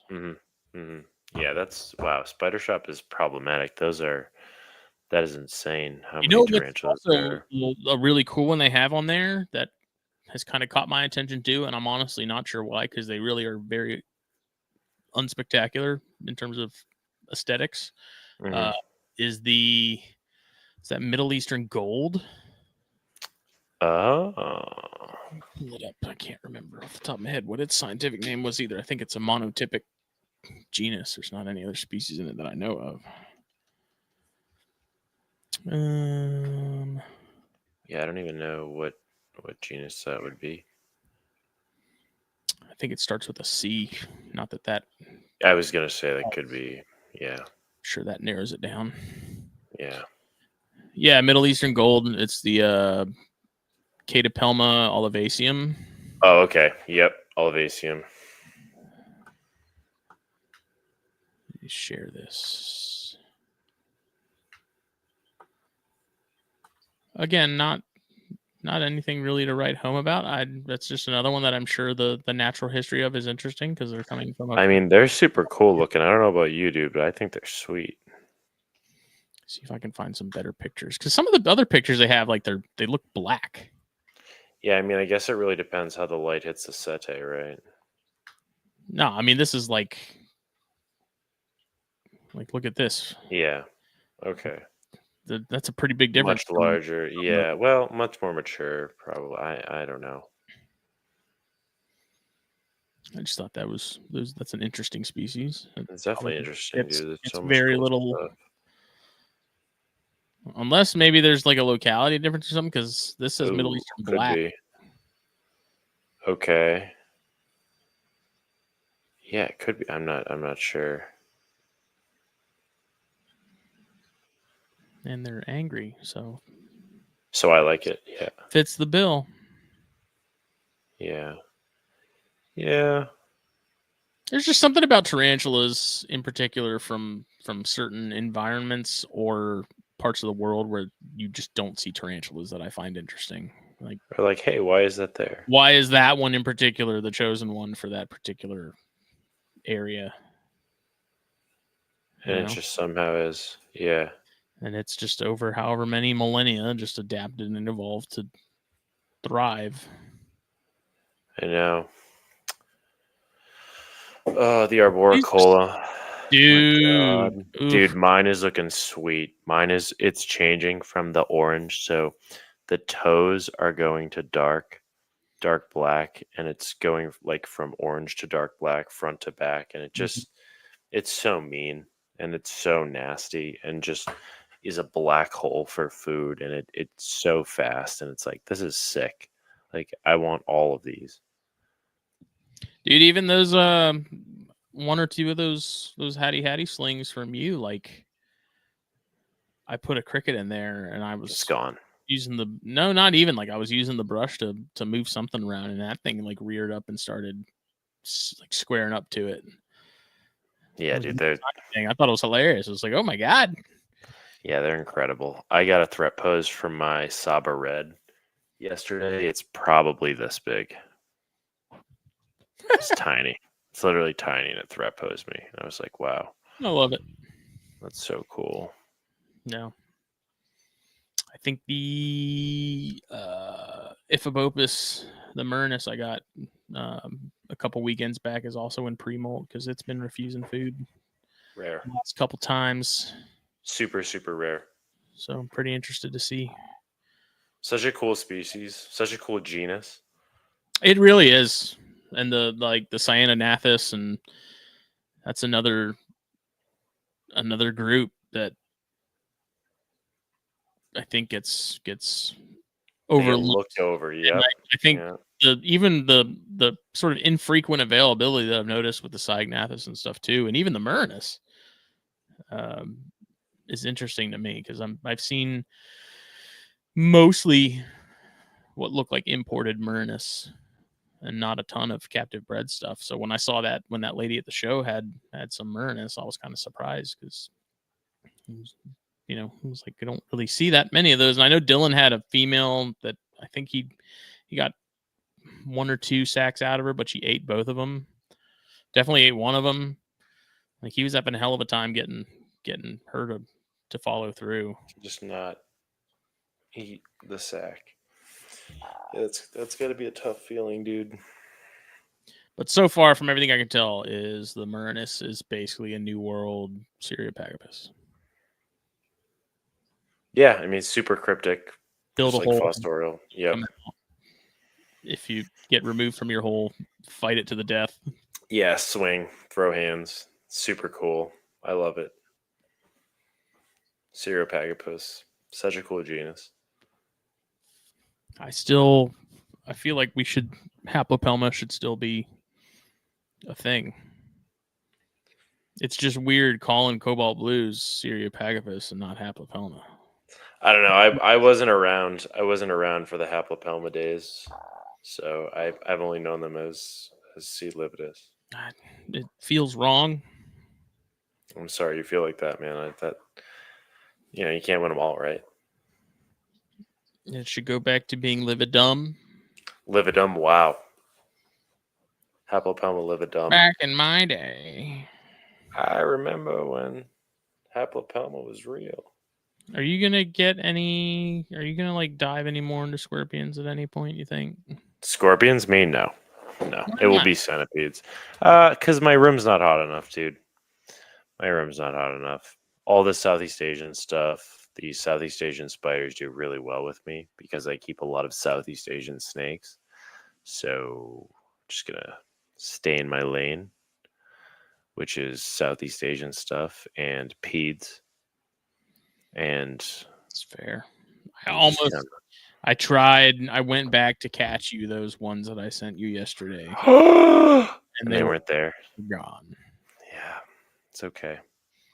I even like looked around like some of the rocks and other stuff they could have been hiding under, and they were gone. It's okay. I would have kept them communally and seen if I don't even know how like legitimately communal those even are. Well, just with enough space, because there's no way I could have popped those, dude. Not safely. Yeah, they're so small. So like you got to keep them because otherwise, how else are you gonna? You know what I mean? How else are you gonna know? So keep them. You got to keep them together. Keep them well fed. Hopefully, some magic happens. Even like the picture of the one I sent you, like when I saw that one, I was like, oh, that's a big one because typically they're tiny, small. I mean, they're not like microscopic by any means, but they're definitely not a big one. I mean, yeah, I'm used to working with like Dahani and Polymorpha, so that's nothing even close to that, But they're cool. I see them a lot, and I get excited because that's, like I said in the episode with Andrew, like that's Tantilla food, and I love fighting. Yeah. I'm like, Yeah. maybe if I'm lucky, I'll see a crown snake hanging out under this board with all these centipedes. Yeah, dude, catch as many of those centipedes as you can. Put them in a box and send them to me if it's lawful. Yeah, it is. As far as I'm concerned, they're probably considered a pest by most measures, and people just want to Kill get them. them sprayed and gone. So Yeah. there was 3 under my trash can when I moved it. That was just the one That's that's still long enough for me to get a picture of. So wow. Were they all that size? close. The other 2 were slightly smaller, but not by much. Wow. But there's I have a board at my parents' house that pretty much anytime I flip it, there's at least one under there. So I have to go and scope that out. Maybe. Oh, that's exciting, dude. I don't know. If you seriously want them, I will catch them, and I will. I don't know, dude. You're making me think. I got to talk to You're Hannes. cool. Dude. Yeah. I mean, it is like legitimately, it's like a real centipede. It's not like one of those weird Not fake. centipedes. No. No, I got those here. I'm not worried about house centipedes. I got those in my basement. You know what I'm talking about? Like the really long leggy, daddy long legs weird as centipede hell, had a baby yeah. thing. Yeah, I don't. Yeah, you won't catch me with those. That's another one where I'm like, what is the point of your existence? I don't even know what those. Why yeah, are you it's here? over my head. Yep. It's just like right over my head. Like why? Ooh, silverfish. Yeah, I'll pass. I'm good. They're so yucky. Yeah, I was like, what? You have a reason you're here, and I don't know what it is. Just like with gnats, like we have the sand gnats here that will tear you. Yeah, it's just like no fun. Surely the only reason you're here is to feed all the other tiny stuff that needs to eat something. Because other than that, walking eyebrows, Black said. I've never heard him called that before. That's good. That's actually funny. Fantastic past eaters. House centipedes are a huge roach predator. I did not know that. That's good to know. I haven't seen that many here. Every now and then I will, but you have them up there? Are they pretty prevalent? In my basement, I definitely could go find them if I wanted to. Yeah. Well, over the weekend, like I had mentioned, there was the Savannah Children's Museum every year does a Harry Potter themed sort of like STEM day kind of thing. And so I go down there, meet my buddy John Calloway of Calloway's Critters. He brings some lizards and some snakes and some other odds and ends, and usually I'll bring a snake or 2. And last year I brought the curly hair I had that I did not trust. And then this year I decided to bring a rose hair. And shockingly, maybe not necessarily shockingly, because I think as time has gone on over the last at least handful of years, I've noticed people are a lot less scared of snakes than they used to be, like overall. Because I get a lot of people that, with the hognose I have at work, who's kind of the shop mascot at this point, and then like over the weekend having a bunch of different snakes of a bunch of different sizes. People were very curious and not necessarily scared. It's very rare now that I have someone come up like at an event like that or even at work and be like, oh, that's disgusting, like get it away from me, like total fear. But having them and then having the tarantula, it was really interesting to see. A lot of adults were like, that's gross, that's terrifying, sort of the typical response you get from people for a large spider.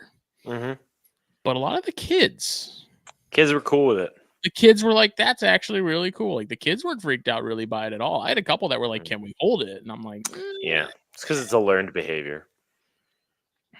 It was surprising because almost all the kids were like, I like the spider a lot. There was even a kid who came up and he had like a little tarantula shirt on with like different types of tarantulas. And I was like, oh, dude, I like your shirt. And he was like, thanks. And then he ran away. I was like, okay. Wow, what a cool kid. Yeah, it's just, it's continually surprising to me, just in terms of snakes, though, like how cool people are getting to be with them. because I remember like as a kid and stuff, it was like if I mentioned snakes, people were like, "Oh my god, that's that's scary, that's gross, whatever." And now, like people come into work, they see the hognose, they're like, "Oh, that's cool. What's It's that?" cool as And hell. Yeah. they even if they can't see them, they're like, "What's in the tank?" And we tell them, and they're like, "Oh," they come over and look at them, and um, same thing with that event. We had a big male brittles python there, and people were like, "Oh, that's really cool. What kind is it?" I brought one of the rhino rats, which was Yeah. a huge hit because people were like, Yeah. They're just so chill. I've never seen one with that on its face before, like the horn and stuff." And Mm-hmm. I found that with hognoses and the rhinos and snakes that look just dorky like that, it's extremely disarming. And They're also small. It's people not are like you're bringing a large snake too. yeah. But even with that Brettles python, man, like people were all about it. The kids loved it, the adults loved it. John also brought an albino Honduran milk. Oh, that's super cool. Super popular because just the colors on that thing are insane. Yeah. Kids love that. He had a albino San Diego gopher that was also really popular. I took Also super cool. Which people liked just because those are kind of oddly shaped. Weird looking sausages. Yeah. They got they have no neck or it's just like body and then a head. Yeah. With the weird eyes. Like yeah, I know exactly what you mean. Yep. It was interesting to see the polar reactions to the spider, to the snakes, to the lizards compared in adults, compared to the children. And because it was almost the opposite. Like some of the snakes, some of the kids were like, it's a little scary. Wow. Especially the bigger one, like the Brettles python. It's a little yeah. Can be intimidating for sure. But like they see the spider and like, oh, the spider's really cool. And like they're wanting to play with it. Spiders are cool, man. Well, let's not play with it. Yeah, and I held her a couple times. I took her out and she was super chill. She wasn't really enjoying it. By the end of the day, she was in like the stress curl of like cover my eyes. Don't want to see but other than that, she was pretty chill. Held her, didn't have any issues. She did hair at one point the ever loving fuck out of my wrists, like excellent. Literally, there it is. From like here to here because that's like almost like a bracelet of hairs. But what's odd about that is it wasn't until what's today, Wednesday? Because it was Sunday that the event was. Today's Thursday. It wasn't until like Monday or Tuesday that I started getting really itchy though, and it was Sunday that I was handling her. Whoa! So I thought that was odd because like I held her, put her back. Delayed reaction. No issues. Like didn't feel itchy on my way home or anything like that. But like I got to work. I was at work Monday. Like I said, it was either Monday or Tuesday, and like for whatever reason, my wrist just was on fire. Started itching like crazy. Like not extreme, not like Therafosa levels or anything like that, but enough to where I was like, oh my god, it won't stop. Like it just itched and itched and itched. And so for the last couple of days, they've been just continually itching. But I don't know. A lot of kids wanted to handle her. And I'm like, I don't. Yeah, I don't know, dude. I don't know if that's the vibe. Yeah, it's just. It's like I would have brought like if you had Madagascar hissing cockroaches. We had some of those. We had some of those. That was another one. Kids were all about it, but the adults were like, nah. It's because it's a cockroach. Well, right. Yes, it is a cockroach, but they're cool. Here, hold this. Who cares if you drop it? You know what I mean? They're almost like dubia though. Like you kind of if you're around them long enough, they don't seem you kind of forget they're a roach because they just don't. Dude, especially the hissers, like they don't have the traditional roach. No, sort of look to them with the wings and stuff. No, like male dubia, I can behind me. Yeah, male dubia, I can kind of understand because that looks like a roach, especially the ones down here. Like yeah. But like female dubias and hissers, I was like, it doesn't really look like a roach. Just like a big bug. Yeah. Makes noises. Yeah. Which of course, John brought like 10 hissers, and every time we pulled one out and we're like showing the kids, like none of them would hiss. I'm like, what the hell? I remember when I had one as a pet as a kid, and I was like, if I touched it even a little bit, it would start hissing. And I was like, that's really cool. And like these ones just wouldn't go. They were too chill, too laid back. What the hell? Yeah. That's awesome. I have to like tap them a little bit and put them next to the kid's ear so they could hear it, and Yeah, usually it's pretty audible. Yeah. Mine are pretty vocal. Yeah. Well, it's cool too because Georgia Southern University, they also set up every year at that event, and it's I guess like their predatory bird department. Whether I don't know if they're doing Oh. research or something, but they bring some owls every year. So like Whoa. last year they brought a screech owl, which I always was under the impression, just given the level of noise that those things make, that they were huge. And screech owls are like Tiny. the size of a fucking Furby. Yeah, my foot is bigger than a screech Yeah. owl. Yep. I remember hearing those things at night outside of my window when I lived at home with my parents and being like, A, it's terrifying if they're right outside your window because it sounds like someone being murdered. Yep. And then B, you're like, something that loud has to be big. Yep. And they're not. Like when I saw that, I was like, there's no way that's an adult. And they're like, yeah. I was like, get the fuck out of here. It's like It's the little. size of a loaf of bread. Yeah. Not Yeah. even. Yeah. Yep. But they had pretty a cool. barn owl and a great horned, I think, this year.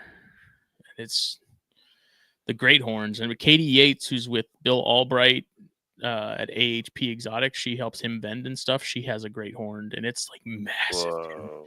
She had that at the last Charleston show we went to, and you could like take pictures with it and stuff. And like, dude, if that thing wasn't moving, you would think it was fake. Like it was unbelievable. Oh my god! And just the eyes were like massive. How much do they weigh? How much does that weigh? I don't do that. Thing's got to be 40 pounds. Because like that's a big bird. Yeah, yeah, it's a big chicken. I was just when you see them up close. Same with like bald eagles. Like you don't realize you see pictures and you see videos and you're like, cool, America, awesome. But like then you see one in person, like at a zoo and stuff, and that shit's standing like 4 feet tall, and you're like, fuck. Damn. That's like a literal dinosaur. Big bird. Yeah, dude. Yeah. Yeah, trust me, I hear you. They're crazy and they're so well equipped with like towns and stuff. Yeah. But overall, it's a good weekend. There's always a good turnout at that. I think we did good and sort of spreading the gospel. The wealth. Nice. Yeah, no, that's positive. Giving back to the community. Get more kids hooked on rhino rats. This is actually just marketing. Okay. You were handing out business cards, giving out price lists. Yeah. Yeah, it's I thought about bringing one of the ornamentals just to have on display, but I was like, stressed out. It's not gonna. Yeah, no, not the pokey. No, pokey stays for the home. sake of like the colors and the pattern and having a piece of bark in there is you'd be like, look at the level of camouflage and this kind of thing. I was something other than the rose hair, like bring the rose hair to something else to make it a little more exciting. And I was like, I'll bring one of the brackies, but I was like, no, it's gonna be kicking the entire time and it'll be bald by the time we get home. Like, so I was like, fuck it, we'll just do the rosy. Just ball with the rosy. Yep. And that was probably not a bad idea. I mean, that definitely worked out well. Yeah. She did good. Handled fine, like never any issues. No issues. Best way to be. Yeah. Didn't really she was kind of an afterthought though, as far as like the educational stuff. People were just kind of like, what is it? And like, it's a rose hair. Where are those from? Like, South America. Yeah. Okay, cool. But like the rhino rats and stuff, like, where are those from? What's the point? What's the nose for? Like, we don't know. They want to know everything. And I'm like, yeah, it's like, it's the only thing you need to know is these are the best snakes you'll ever own. Like, first of all. Yeah. I mean, yeah, they're super cool, dude. The unicorn snakes. I definitely just like they're so green blue and so placid. It's really cool. They're really cool to see. Yeah, I could tell like by the end of the day though, it was pretty cooked. I was also getting kind of nervous because like I was handling like a Cuban false chameleon and some other lizards and stuff, and then I'd go and grab her, and I'm like, I swear to God, if you grab me in front of these kids, like, and I start bleeding, it's not gonna be good. We're gonna undo all the work we just spent however many hours doing. That's actually really funny, but I'm glad it didn't happen. I'm glad that didn't transpire. Same with the Conicus, because I was like, if there was either of the two that I brought that were gonna nail me, it was gonna be the Conicus. It would be the Conicus. Yep. Yep, that would be my. She would do it without warning because they're like the blood pythons. They just like flail. You know. See, my bloods are all so good, dude. My bloods are all so good to me. Yeah. I have a love-hate relationship with bloods. Yeah, they're super cool, man. It's like probably my favorite python species. How many do you even have right now? How many bloods do I have? Yeah. I think 7. Is that like bloods and short tails or just bloods? No, not 9 short tails, 7 bloods. Okay. Yeah. Take an albiceps. I don't have an albiceps, Dritz. I thought about taking the vegans, but she's also another one where I'm like, she gets a little. Dude, vegans are She's a little monsters, quick. man. Yeah. Yeah. Yeah, they love to eat. I feed her like maybe once a month, dude. She's so thick. I'm like, you're good, you know. Same with that pop. rose there. I'm like, Yeah. you don't need a damn thing. No, it's fine.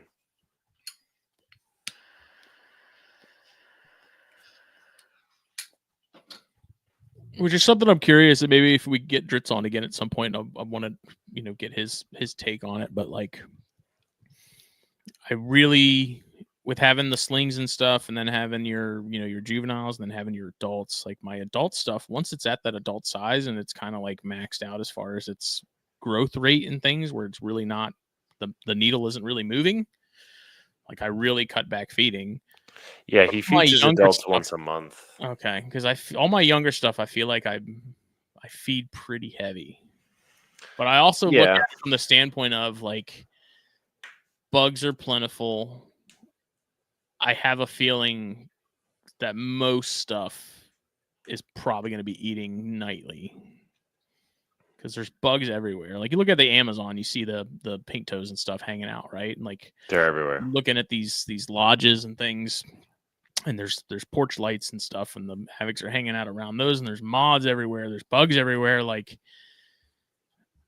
I have a hard time believing that wild tarantulas, even like especially the younger stuff, is eating anything less than 4 times a week. Hey, your guess is as good as mine. Like even 4 it makes sense. Yeah, conservative. Yeah, it could be. I mean, depends on the size of their meals. You know what I mean?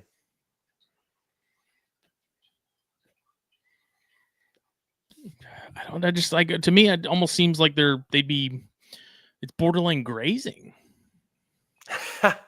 Grazing. That's like, funny. Wouldn't you think? Like, there's so many bugs moving around, especially if we're talking like tropical species. Yeah.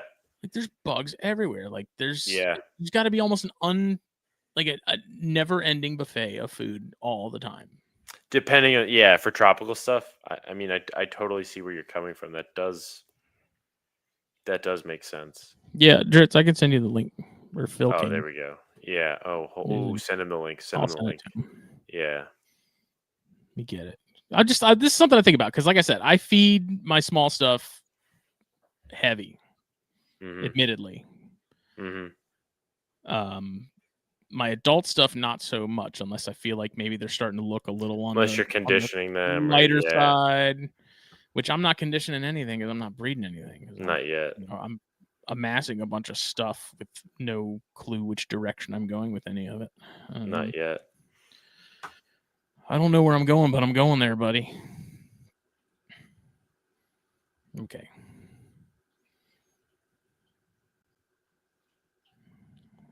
I just sent Dritz the link. Because I don't think like with what I'm thinking with that is like, I don't think that's unrealistic. What? Like the feeding part of them being small. I don't, because like if you look at it in terms of like snakes and stuff, like no, they'll eat. Yeah. We know that chondros, for instance, aren't eating on like a weekly basis, bi-weekly basis. Like that's not happening with adult animals. So I'm not going to feed my adult animals like they are eating on a weekly or bi-weekly basis. So I'm like with the spiders, I would think it's almost the opposite, where it's like they got to be eating damn near nightly, pending weather, pending seasonality, pending the size of the prey. Right. Dude, anytime I've Okay. watched the Andrew Smith docs and stuff like that, and they're out looking for stuff at night, like there's bugs everywhere. Everywhere. Various Yeah. sizes, various Yeah. speeds, and I don't know. I'm curious to I get don't know either. Just Yeah. take on that. Hopefully he'll be able to finagle the link. We'll see. Time will tell.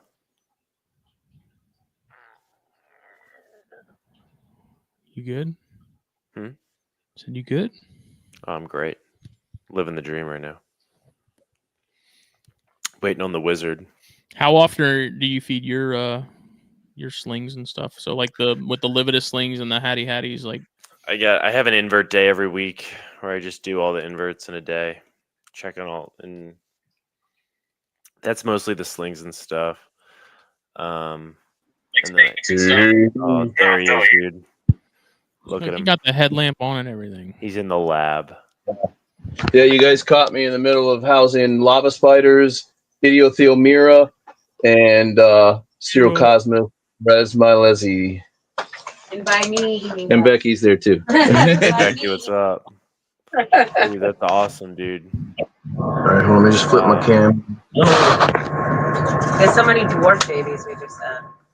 Yeah, I think this is the biggest dwarf sack I've ever had on record, you guys. So this is a pivotal thing right now.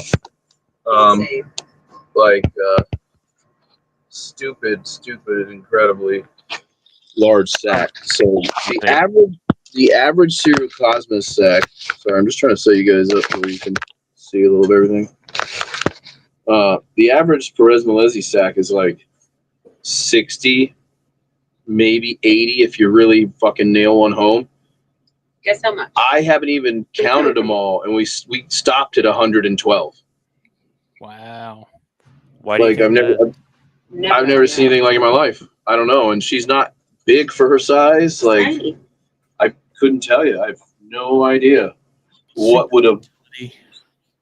Yeah, we basically just hit a home run. I mean, she really did the deed. She understood the assignment. Yeah, as He Phil would. understood the assignment? I would say, as Phil would say, she understood the assignment. That's awesome. You sure did. And that shit has sprinkled my donuts.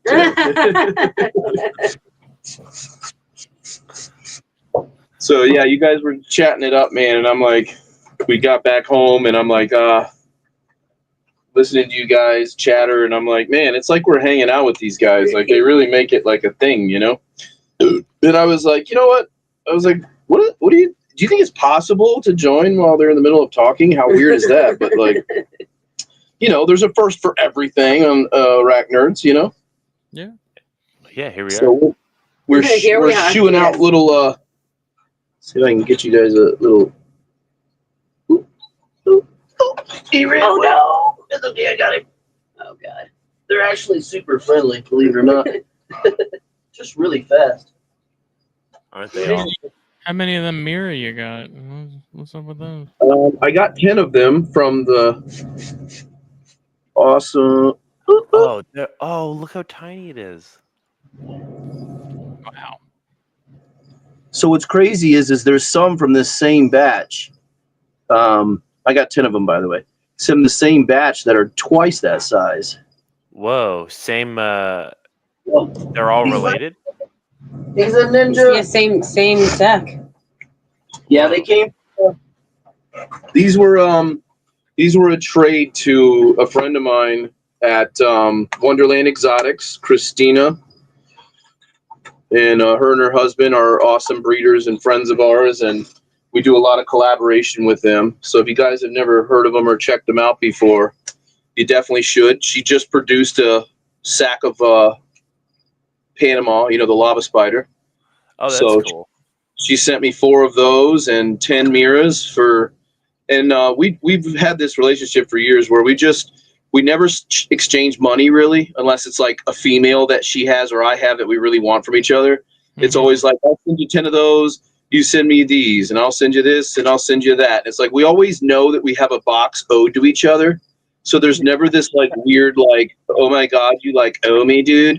It's like, 3-4 months goes by, and it's like, oh yeah, remember that? Oh yeah, you sent me this, and this, and it's like, oh yeah, guess what? That I happen to have some female formosas. You want one? She's like, yeah, hell yeah, I'll take one. Cool, and Yeah, just who says took her no up. to that? You know, so she hooked it up too, and then collaboration project. Oh God, there's a big one. she's dealing with a male chromatist that came in from Umar Pendle. His name's Lowell. He's a police officer in Pennsylvania, He just went up in that. Philadelphia. Really cool guy. Oh my God. that was But these came in too. I have to deal with. These are loan returns on Diamond tenensis. So it those guys are quick. looks to be about 30 of those. And that's why it's important to send your males to the Underdark. Because even if I don't use the male, I always send them to other friends and breeders, and look what returns. So I've got some friends that'll get a couple of these just because they sent me a male, even though their male failed, a year ago or something. Like, hey, I pay it forward. Like, even though these slings don't belong to that male, I'll give some to the people that it came from who didn't really care what happened. They just wanted some free shit. And then everybody now gets blessed with some. Sell them for half of what market value goes for. Everybody wins. It's like a blessing in disguise. Yeah, I mean, yeah, when you put it like that. Look at so how easy. big that is. Whoa, yeah, that is big. That's like a 2-ounce deli. Yeah. And that's a Mira? Oh, yeah, that is a Mira. Wow. It's a Mira, so it's like double the size of the other one from the same brood, same sack. Holy shit. My personal opinion is this is a little boy. Or 1/8 But siblings. I will say that you cannot go by that, because when I was younger, I used to just be like, oh, it's double the size of the others, girl, and just set them aside. And I learned very quickly that that is not true at all. It typically is more true with baboons and stuff, but I'm just fascinated right now. Out of these 10 Miras, 2 of them are like the size of a quarter. Yeah. And all the other ones are dime size and nickel size, That's interesting. Mm-hmm. Absolutely fascinating. I wonder why that is. Getting that female over the weekend, like I had Mira in the past. It's been a while, but everything that I've had was slings or like small stuff. So I had no real context for what an adult female Mira was. Yeah. So now I have that female. I'm like, man, these like the perfect size in my opinion for something like that. I love that they're the size. Yeah, they max out at about 3 inches.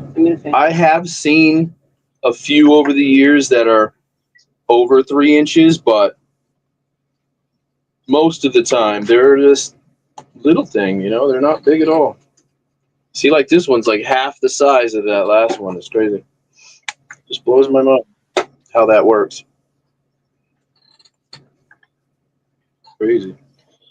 So yeah, I've been listening to you guys and stuff, and you guys have been talking about awesome shit. Very intriguing. Yeah, I mean, so like you're dealing with slings and stuff now. So like, what's your feeding schedule like for slings, and what's your thoughts on my hypothesis of them eating much more regularly than what we feed them in captivity?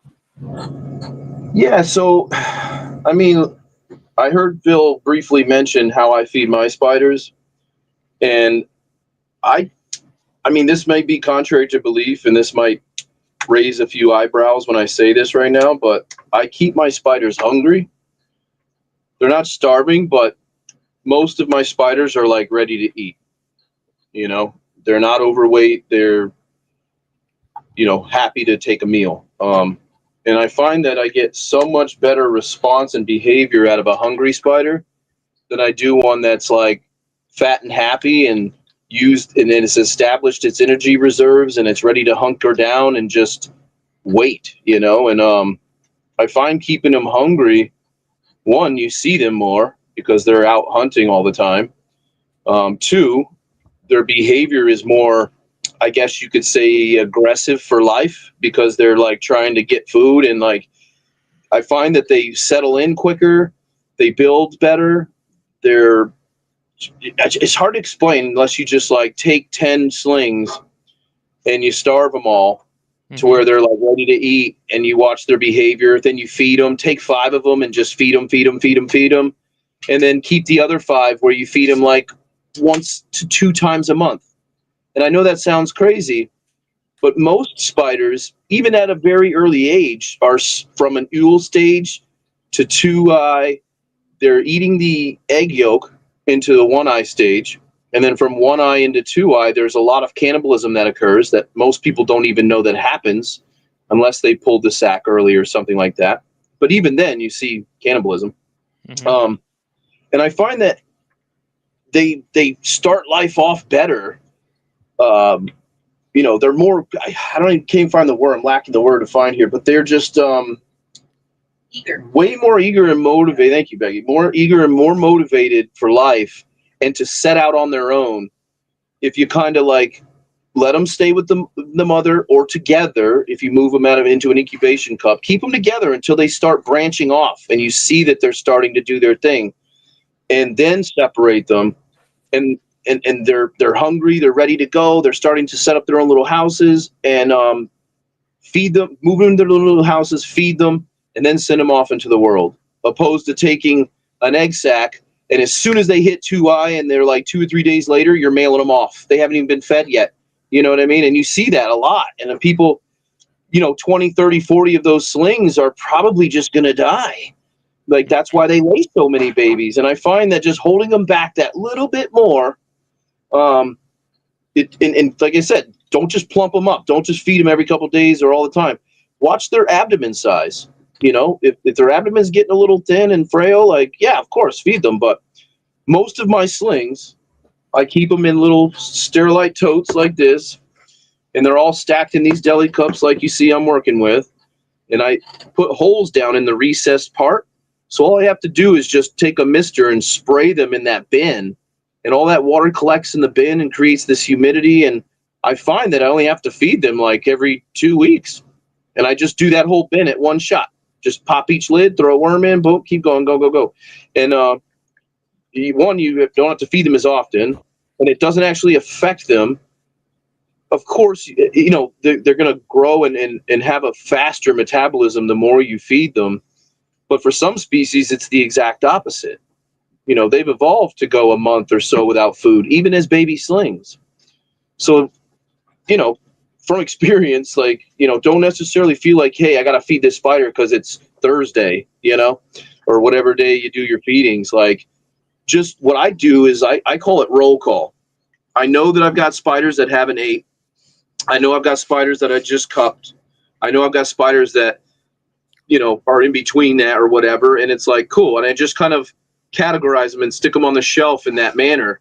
Like, okay, it's been 2 weeks. These girls go first. So when I start checking on the slings, I haven't fed the lividus in 2 weeks. I'll pull that bin, and guess what? All of them need water and food. Feed them all, water them all, bang. They're aggressive, they're happy to take it. By the time I'm even closing the lid, they're eating the fucking food, so there's no guess if they're eating or not.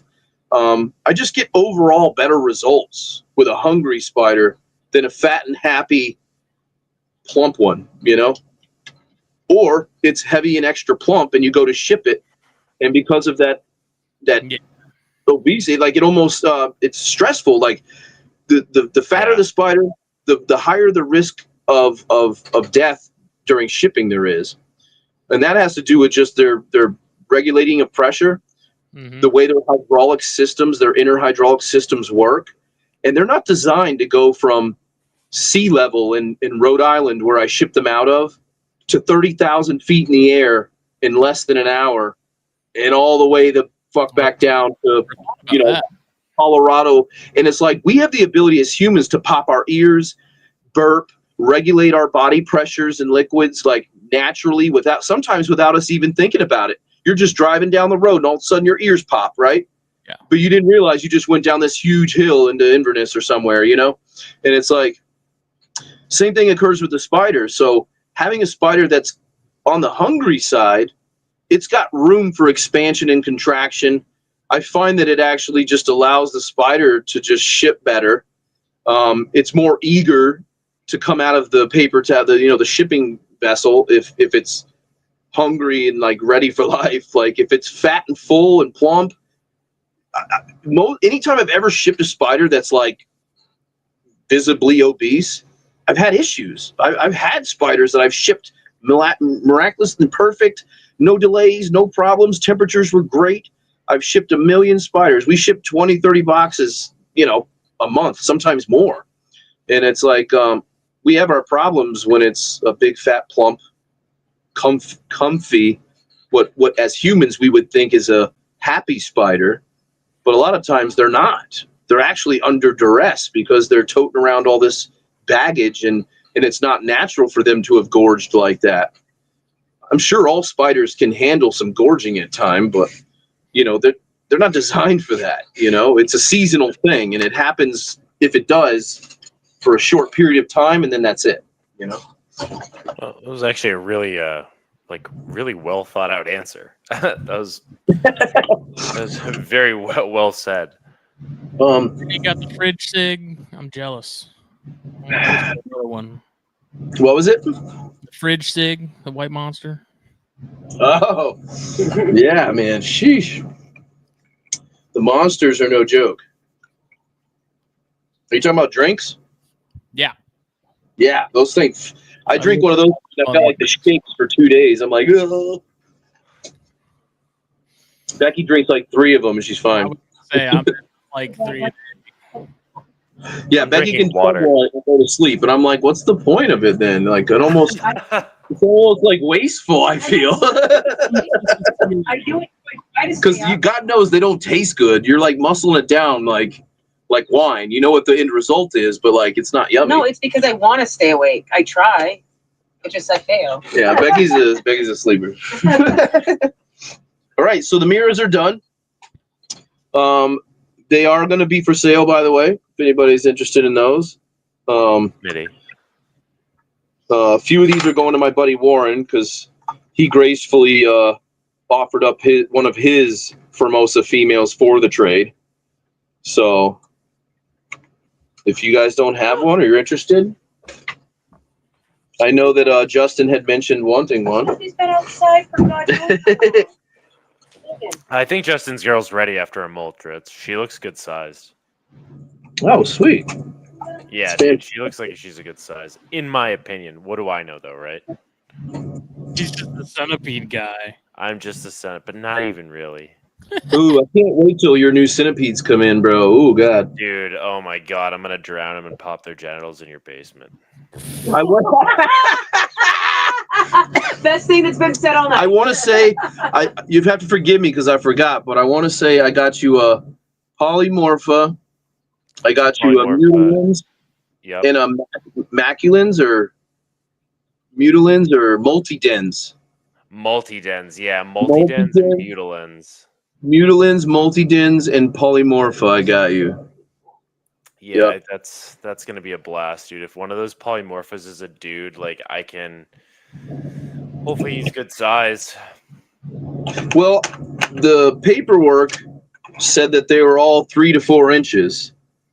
So, I mean, that's a pretty good size, Yeah, I don't know how big the dudes need to be. I don't want, the one that Andrew sent us is decent size, dude. She took down a good sized roach this week, like an absolute savage. So I would, I just want to make sure our knight in shining armor is fully as armored, safe as he can be. You know what I mean?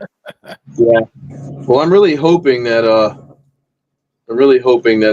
that we get a boy in there. That would be really, really cool. Yeah, and I mean that would be super cool. I was curious about this. Do centipedes do they feed on their mate like spiders do?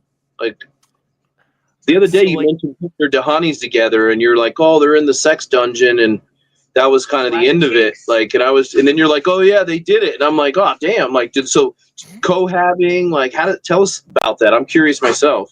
So I kept them together for like 5 or 6 days because I kept checking on them and they kept cuddling, and then they were like, I don't know, I didn't see any web weaving, but they were like kissing buttholes, like for lack of a better term. Kissing butthole. Tell me more about this. Yeah, dude, their butts were touching, dude. Their butts were touching. Those back two target legs? They basically Yep. They basically mate like roaches do. Like Well, so yeah. usually the male will weave a web and the female will walk through it. So what does kissing buttholes mean? Like I don't know. I don't know. so they don't like lock together. Typically, no. But I saw a lot of like weird, like Does he make like it's a finish line and atypical she's gonna cross movements. through it? Oh God, Yeah, I had some dirty yeah. shit come to my mind, but I'm holding it back. I won't say anything. Usually with the Dahani, they need the ceiling. So it's got to be like under a flat cork bark, and then they need the ceiling, and like they make a burrow to do the webs, the sperm web. That makes sense. Okay, so it's almost like scorpions. They lay it, and then she goes through it and walk through it. Yeah, yeah. And she goes over it and picks it up. That's my understanding of it, but very rudimentary. I have a very rudimentary understanding of centipede reproduction because I've never actually done it right. So I've seen courtship, and my yellow leg is so. Oh, what is that? This is a Tiltocat Kallenbergi that just came in from Pennsylvania from Nick Hoover at the T spot. That's He's a another dude. I can see it. Yeah, I was just going to pull him out and hold him, and he bit the paintbrush. I think he thought it was food. I think he's hungry. So I say, what do you want me to put? So I put him there. What do you want me to put him in? I was going to take him, but he didn't look too happy about it. So I think he's fine now. You just thought you were. You put the classy to work yet? Nope, not yet. We are meeting up with my buddy Corey because he's got 2 females that are like beyond ready to go, and Dude, I wanted to have haired by the Sturmy. Say what? He got haired by the Sturmy. I sent Justin that picture earlier. Yeah, that's no joke. Sturmies are not for the faint of heart. That's for sure. Even I'm scared of them, and I've been around them forever. Those things make me nervous. So, have you produced Bambus yet? I did about 3 years ago, and it was a failed attempt. And then I was able to get another sack before I sold the other female, and I only ended up with like 3 or 4 babies. One of my females that I have now that's about 2 inches is one of those babies. So Bombus is one of those bucket list ones, like real success. Like I guess you could say, yeah, I did it. But you know, they're new. Like, you know, I got my first Bambus like 8 years ago. You know, it's contrary to belief. They've been around for a while. Nobody knew what they were. They thought it was just, you know, a Haribon or, you know, there was a lot of other species that they could or maybe were. They were just species this or species Menendez or whatever. And, you know, it wasn't until 2-3 years ago that they were actually, you know, classified and stuff. So once they got classified, then it was this big push, you know, new species, bamboo spider. You know, same thing happened with the Spinochilus rufus. Yes. They used to be Flamingocylus rufus, and nobody gave 2 shits. I'd produce a sack, and you know, I'd sell maybe 3 or 4, and the rest would just grow up, and I'd trade them for stuff or put them in grab bags. And as soon as they got classified as a Spinochilus rufus, and people were like, "Oh," and they're like new species, then all of a sudden, like I can't keep them on the shelf, you know. So it's the same thing with Bombus. You know, they started off expensive, so they were only for like people that were niche into Asian spiders. Not the average person wasn't spending $200 on a sling, right? You know, and then they didn't take ground like everybody thought they were or that they would. And a lot of that had to do with because the people that would be buying these already had one or already thought they did or a sling. And it's like, so they didn't take ground like people thought. Mm-hmm. So they immediately went down in price. So you can find good size ones, you know, females even for under $100 right now is because, and it only boils down is because they're not being spoke about. They're not the popular one that everybody needs to have and get. You know, there's other cooler shit that people are talking about, and it just got kind of overlooked. And, you know, for a spider that's really only been classified in the community for a couple of years, you'd think it would be one that everybody wants. Not to include that they're just badass forest ninjas, that they live in bamboo forests. They're beautiful. Like, their colors are incredibly striking and amazing. Like, it only boils down because people just aren't doing this part, talking about them, showing them to people. And it's like, yeah, they're fast, they're shy, they're very nervous, so you're not going to see it often. And, going back to what I said about feeding your spider, that's one of those spiders you want to have hungry. Mm-hmm. You want her to be like, where's the food? Where's the food at all times? Because, and the only time you really feed her up is when you're conditioning her into pairing or to breeding. Other than that, you keep her hungry. If you know she's about to be due for a molt based on her schedule, feed her up a little bit extra, get her plump a little bit. But, Asian arboreal spiders, man, those things are always hungry. Spiders that have a very aggressive or eager feeding response, it's because where they live, there's not much food. They have to actually contend for it. So they're a lot more eager for it, so they're going to have a larger appetite. They typically get bigger, you don't really, all spiders, don't get me wrong. This is easy to misconstrue now I'm thinking about it, because all spiders are eager to eat. Yeah. It's just like when and how often, and if you feed them right, even the spiders that are known to go on these long fasting periods will regularly eat happily. It's just the way that we're caring for them and what the hobby has spewed out to everybody about feeding them regularly and blah, blah, blah. It's created this unknown in the hobby. Like, well, why is my spider not eating? I did what everybody said to do.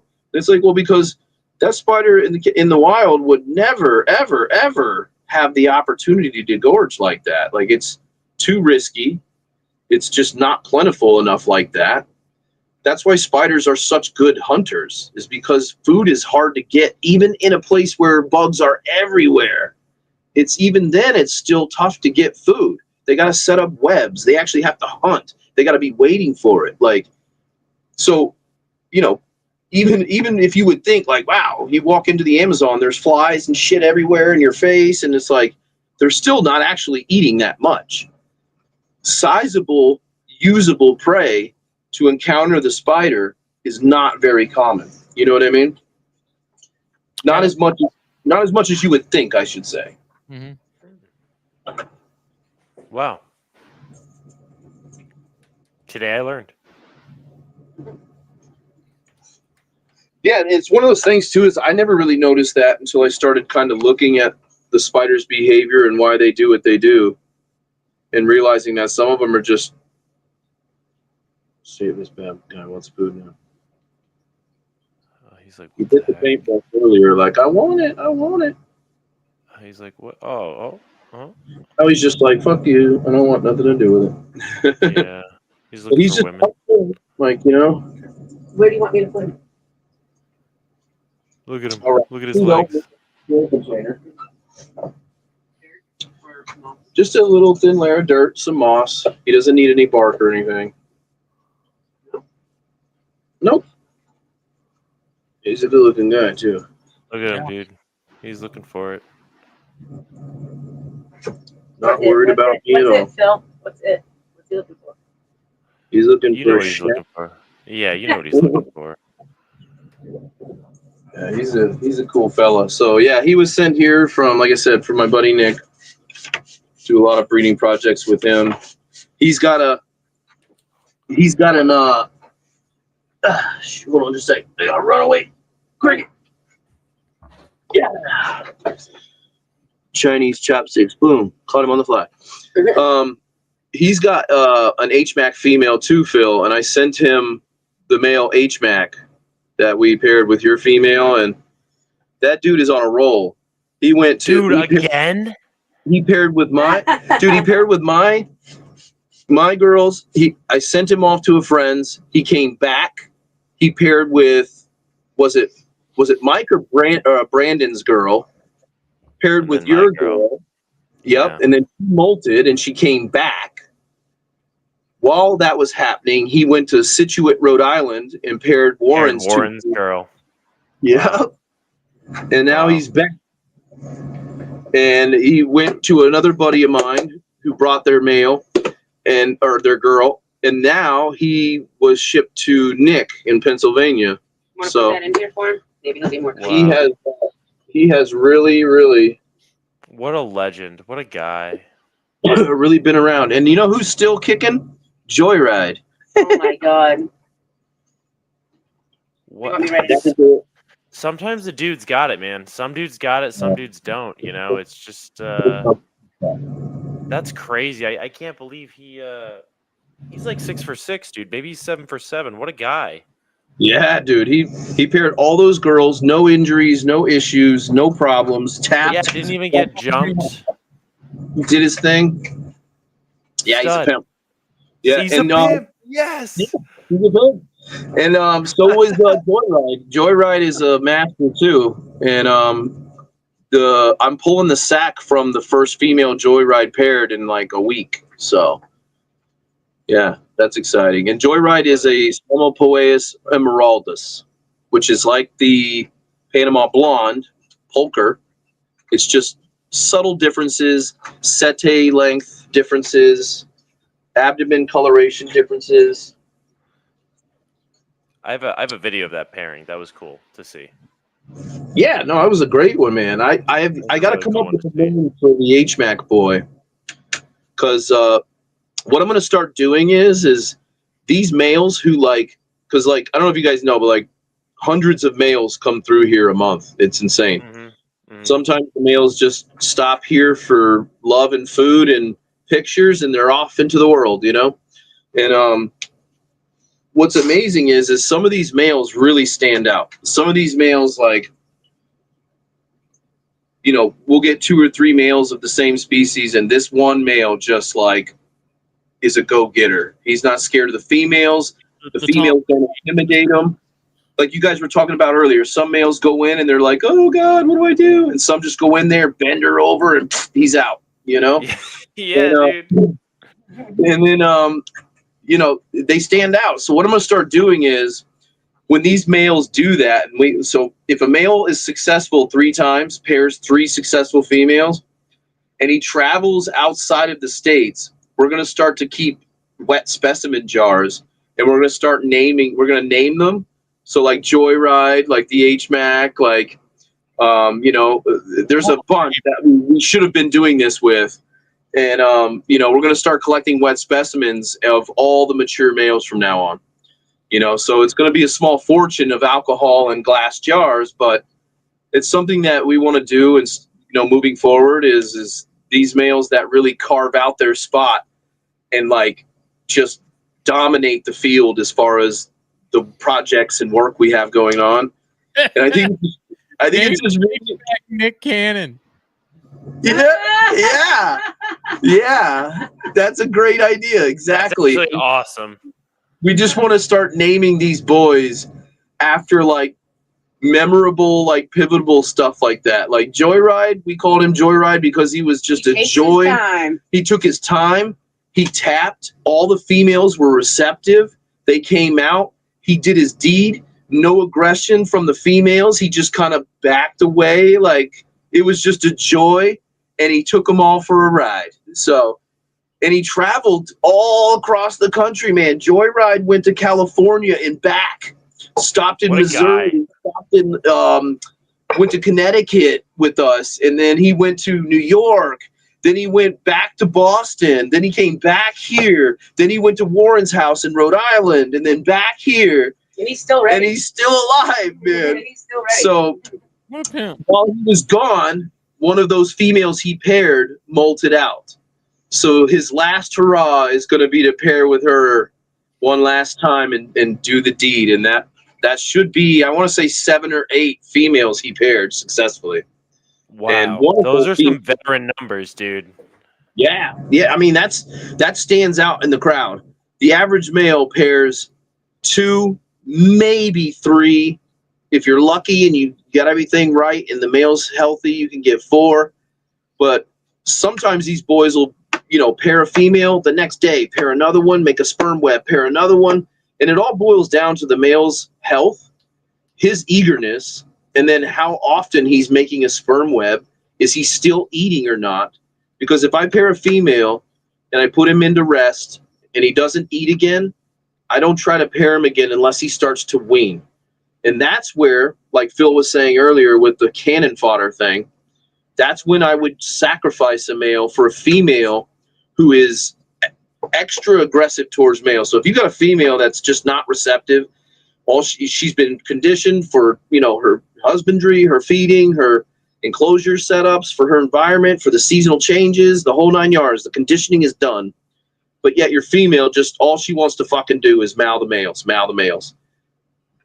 By knowing this and how this works, one of those males that has already paired a couple females, he's starting to slow down. He's not really eating. I haven't seen him make a sperm web in a while. Instead of just letting that guy die in a cup, why not let him pair with one of those females that's probably going to eat him? But he's probably going to die in the next few days. And it would probably suck if I found him dead. I'm like, damn, I could have used him. And what I find is if you use those males to your advantage, for instance, like GBB, they always want to eat the males, whether they tap or not. Like they just want to eat them, So instead of putting in your nice, fresh, juicy GBB male, why not put in the older one who's like already on his way out anyway? He's either just going to, I've had him walk right in and just drop on the floor in front of him. And like the female, I've even had females where the male walks up to him and he's tapping like help, and it's like he wants to pair, but he's just like already did it like 100 times and he's just dying, and he's just like barely can like lift her up, and then like he'll just kind of start to crumple and chill, which happened to Phil's discaless male. We'll get back to that. Yeah, he was a bitch.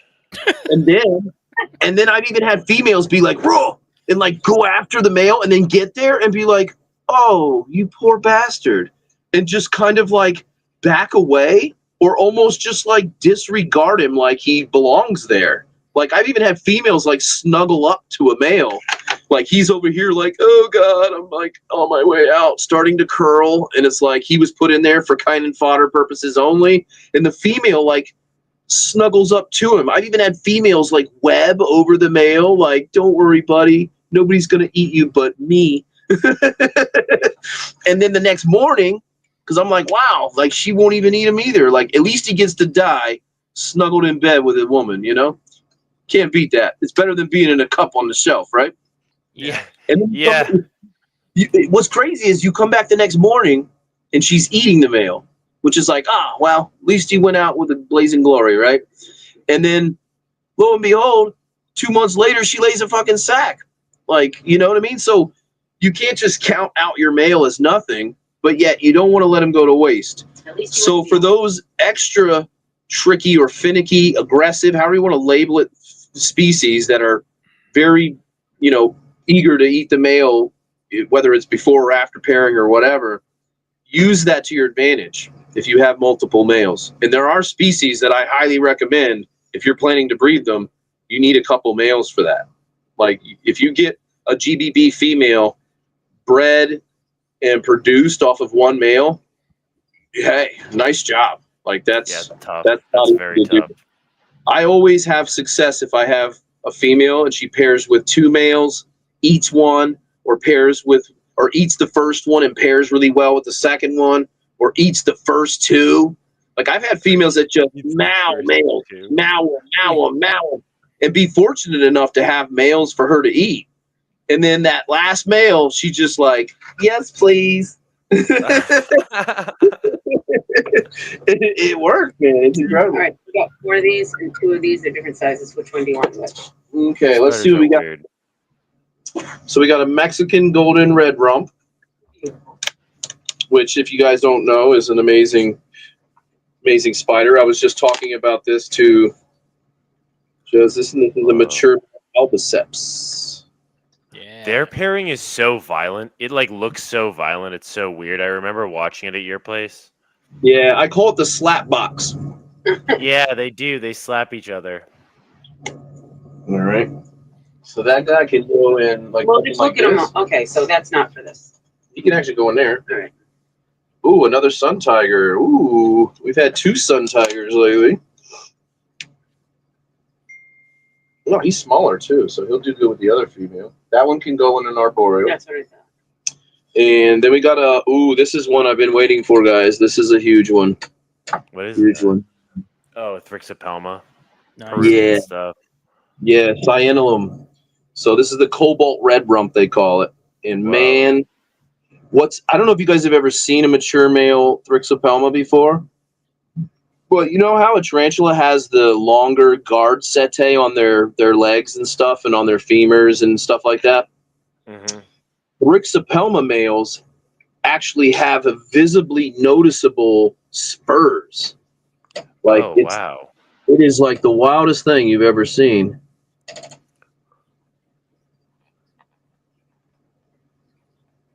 If you can see the spurs, it's going to be hard to see, but in person, they actually, when you shine the light from this way and you look through the spider's setae into the light, you can see that there's actually barbs on their back legs here in that guard setae. There's actually like cactus spines in those back legs.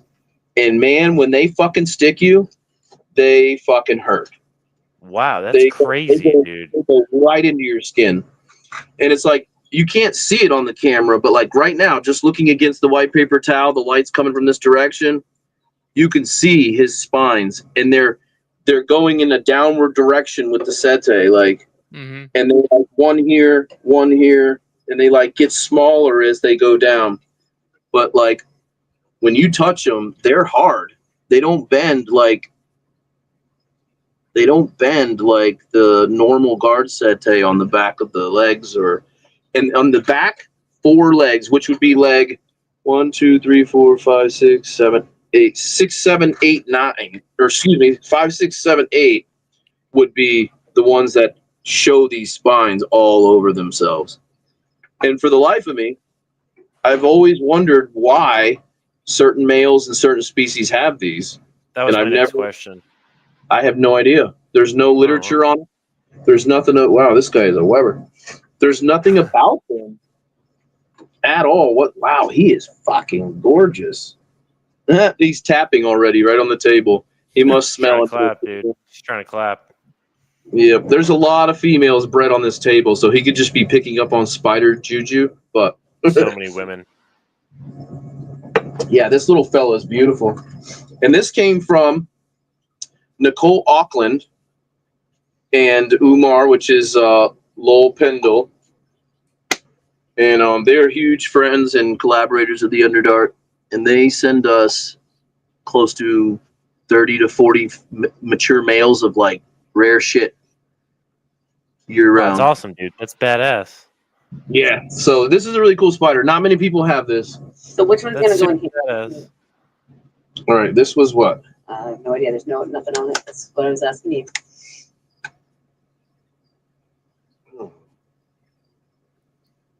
That looks like a. There's nothing on it. Looks like it came yesterday. Came yesterday, so that would have been from Umar.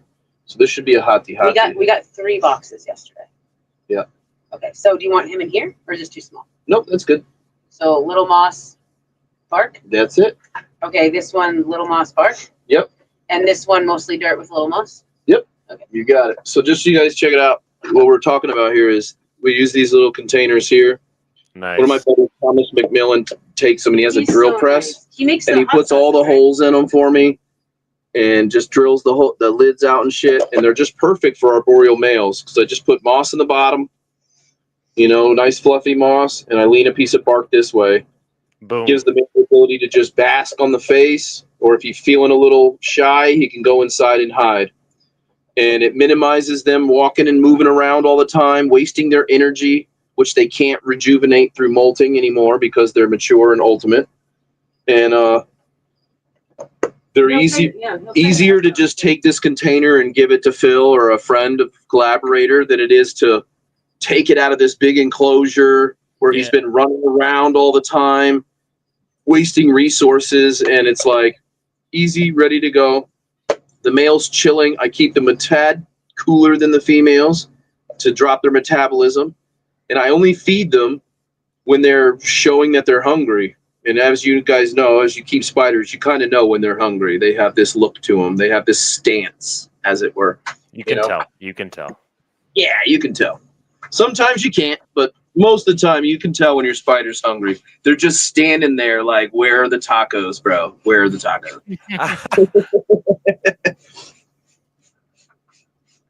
So, yeah.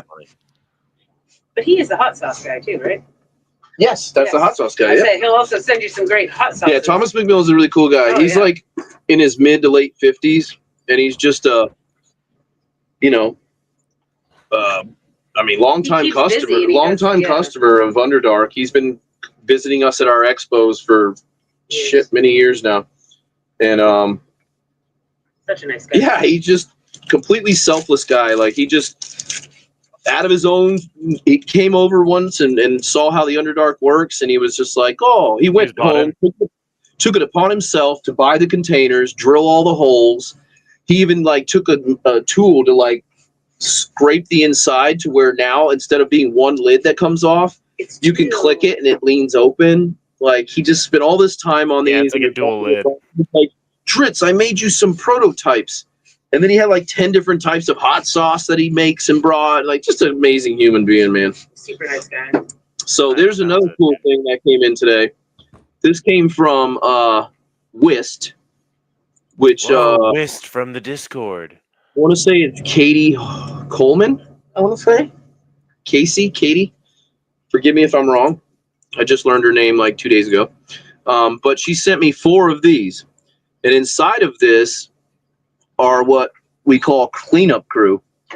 They are peanut beetles, and all they do is oatmeal and raw peanuts in the shell. And you just pop them in a thing like this. This is just how she shipped them, but you put them in a little deli cup, fill it with whole oatmeal or ground up oatmeal, whatever is the bedding, and then you put 5 or 6 shell peanuts, and just crack the shell to where they're open but still together, and you just drop those in there, pour this culture in there, and you will always have feeders, mealworm feeders that are like, I'm talking a 1/4 inch, not even like an 1/8 of an inch, 1/4 inch. So for all those dwarfs and all those tiny little slings that people are like, oh no, what do I feed them? What do I do? I don't know. That's all you got to do. It's just, and then you just grab some feeders, boom, boom, boom, boom. So, and she's got these available too. You can reach out to her on the Discord, and I think she sells these cultures for like $7 or $10. And I'm looking at this one right now, and there's easily like 100 beetles. And like at the bottom, you can just see hundreds of little teeny tiny mealworm looking things, which are beautiful for feeders.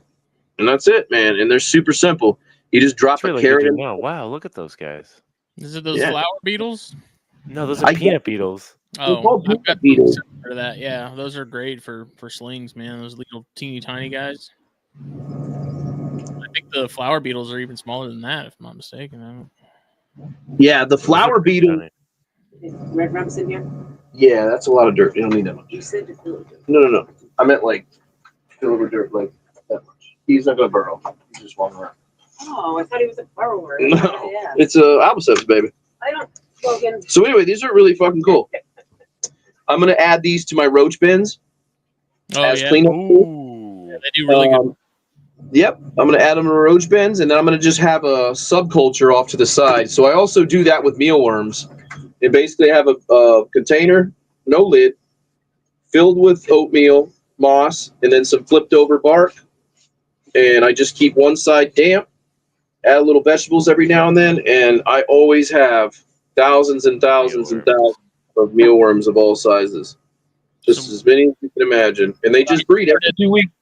Yeah, what I started doing with my mealworms is I take like bran flakes, and then I'll take regular like Cheerios, and I'll put in a food processor and basically turn it into a flour with some wheat germ in there.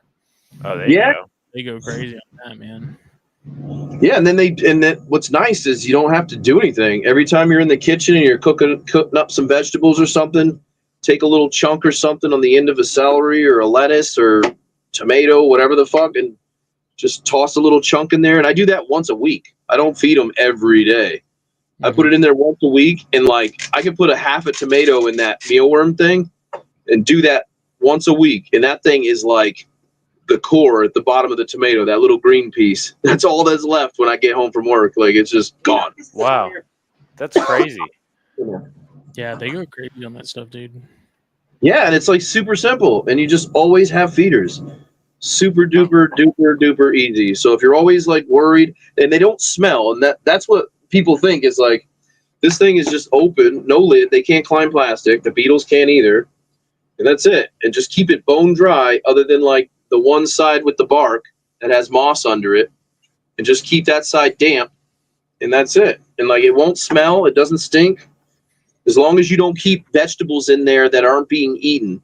So if you put vegetables in there, like a little chunk of something, and it's still in there the next day, you put too much. You need to wait longer and give them less. You want that thing to be gone. And if you do that when you feed them, that's all the moisture they need. So there's no watering, there's no mustiness, there's no smell. And you can keep mealworms, those beetles, I mean, I even do that with my roach bins, my cricket bins, and it doesn't smell like ungodly. Like everything's got a scent to it, but not like you would think. Like crickets stink. Yeah, and a lot of the reasons they stink. Well, and a lot of people don't know this either. People, this is something else. I learned this from Fluker, huge cricket producers in the U.S. His son taught me this. And if you keep them bone dry, like no moisture whatsoever, other than one space in there that has a lid on it, and you put food in there, if it's not gone within 24 hours, you put too much food, too much moisture food. Other than that, you have a cup of oatmeal or a cup of cat food. I don't like cat food or dog food because it stinks. Oatmeal's the best. You can mix a bunch of different types of oats and rice or whatever you want and make like a granule, whatever, feeding stuff. Or you can just buy that Repeshi stuff, whatever you want to use. But once again, you don't have to like have food available all the time. Like as Americans, as humans, we always feel like our dogs need a bowl of food and a bowl of water always available. Like just not necessary. Like, as long as they have oatmeal, that's why they call them flour beetles. That's why they call them, mealworms, is because they live and thrive in that. They only need access to water. That's why they're so full of juice and liquid, and they have that armor on them like a mealworm. Is like they're designed to go weeks without water. As long as it's not this desiccating environment where moisture's being sucked out of them. But if you keep them in your spider room with the lid off, you very, very rarely have to water, if ever, any of your feeders, including crickets. I don't use gel tabs or any of that liquidy crap that you would feed. None of that. Just enough vegetables to where it's gone the next day, done once a week, and access to dry food at all times.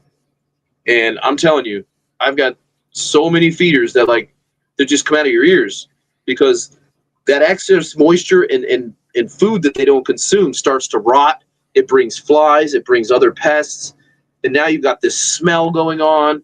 And it's like feeders are like one of the easiest things in the world to have and produce on your own, to where if you buy a good culture of mealworms, a good culture of red runners, a good culture of these peanut beetles, you shouldn't have to buy them, but maybe once a year to just add to your colony, because you don't want a ton of inbreeding, because then they start to become like weird. Like if you let your weird, if you just let your dubious go, in 2 or 3 years, all the males' wings are going to be crooked and broken and weird looking, and like you have to add a cup of new, dubias or new feeders every now and then to kind of recirculate the genetics, I guess, the genetic pool, maybe, I guess. Mm-hmm. Yeah. Well, it's the witching hour. Phil is, I think you got to be up early. I don't have to be up crazy early. But... Yeah, I got quite a few patients to. I got some knees to bend tomorrow. I love that. It's the truth. I got a 6 a.m. wake up call myself. Yeah, we did pretty good today, though. We got a lot of stuff housed. Got all our new stuff in today. Really cool. You guys did a great show. Dude, thanks for coming on. We really appreciate your you putting your time and spending some time with us. No, absolutely. I love this kind of we're stuff. sitting here. man. I was like, I feel like we've been hanging out with Phil all night. Yeah. we got all our other stuff and chores out of the way. Let's see if we can jump on and say what's up. And here we are. Yeah. Here we are. So, yeah, guys, absolutely. It was fun, you guys. It was a great show. Thank you so much. You're welcome. This episode, as always, brought to you by Full Visa Apparel, fullvisaapparel.com. For hardcore herp nerds, invert nerds, all that good stuff. Shirts, hats, hoodies, coffee mugs, whatever you might need. Join Tarantula Addicts on Discord. That's right. Yeah. Oh, yeah. Shout out Bad Juju. Shout out to No. Use the code THN at checkout on fullvisapparel.com. Get 15% off your order. That is the exclusive promo code for THN listeners and viewers like you. We will catch y'all later. I believe Snakes and Stogies is happening Monday. It didn't happen this week because Phil and I were both not feeling great. So hopefully this coming week it'll get on track, back on schedule. So we will see everybody later. See ya. Yeah, guys. Peace.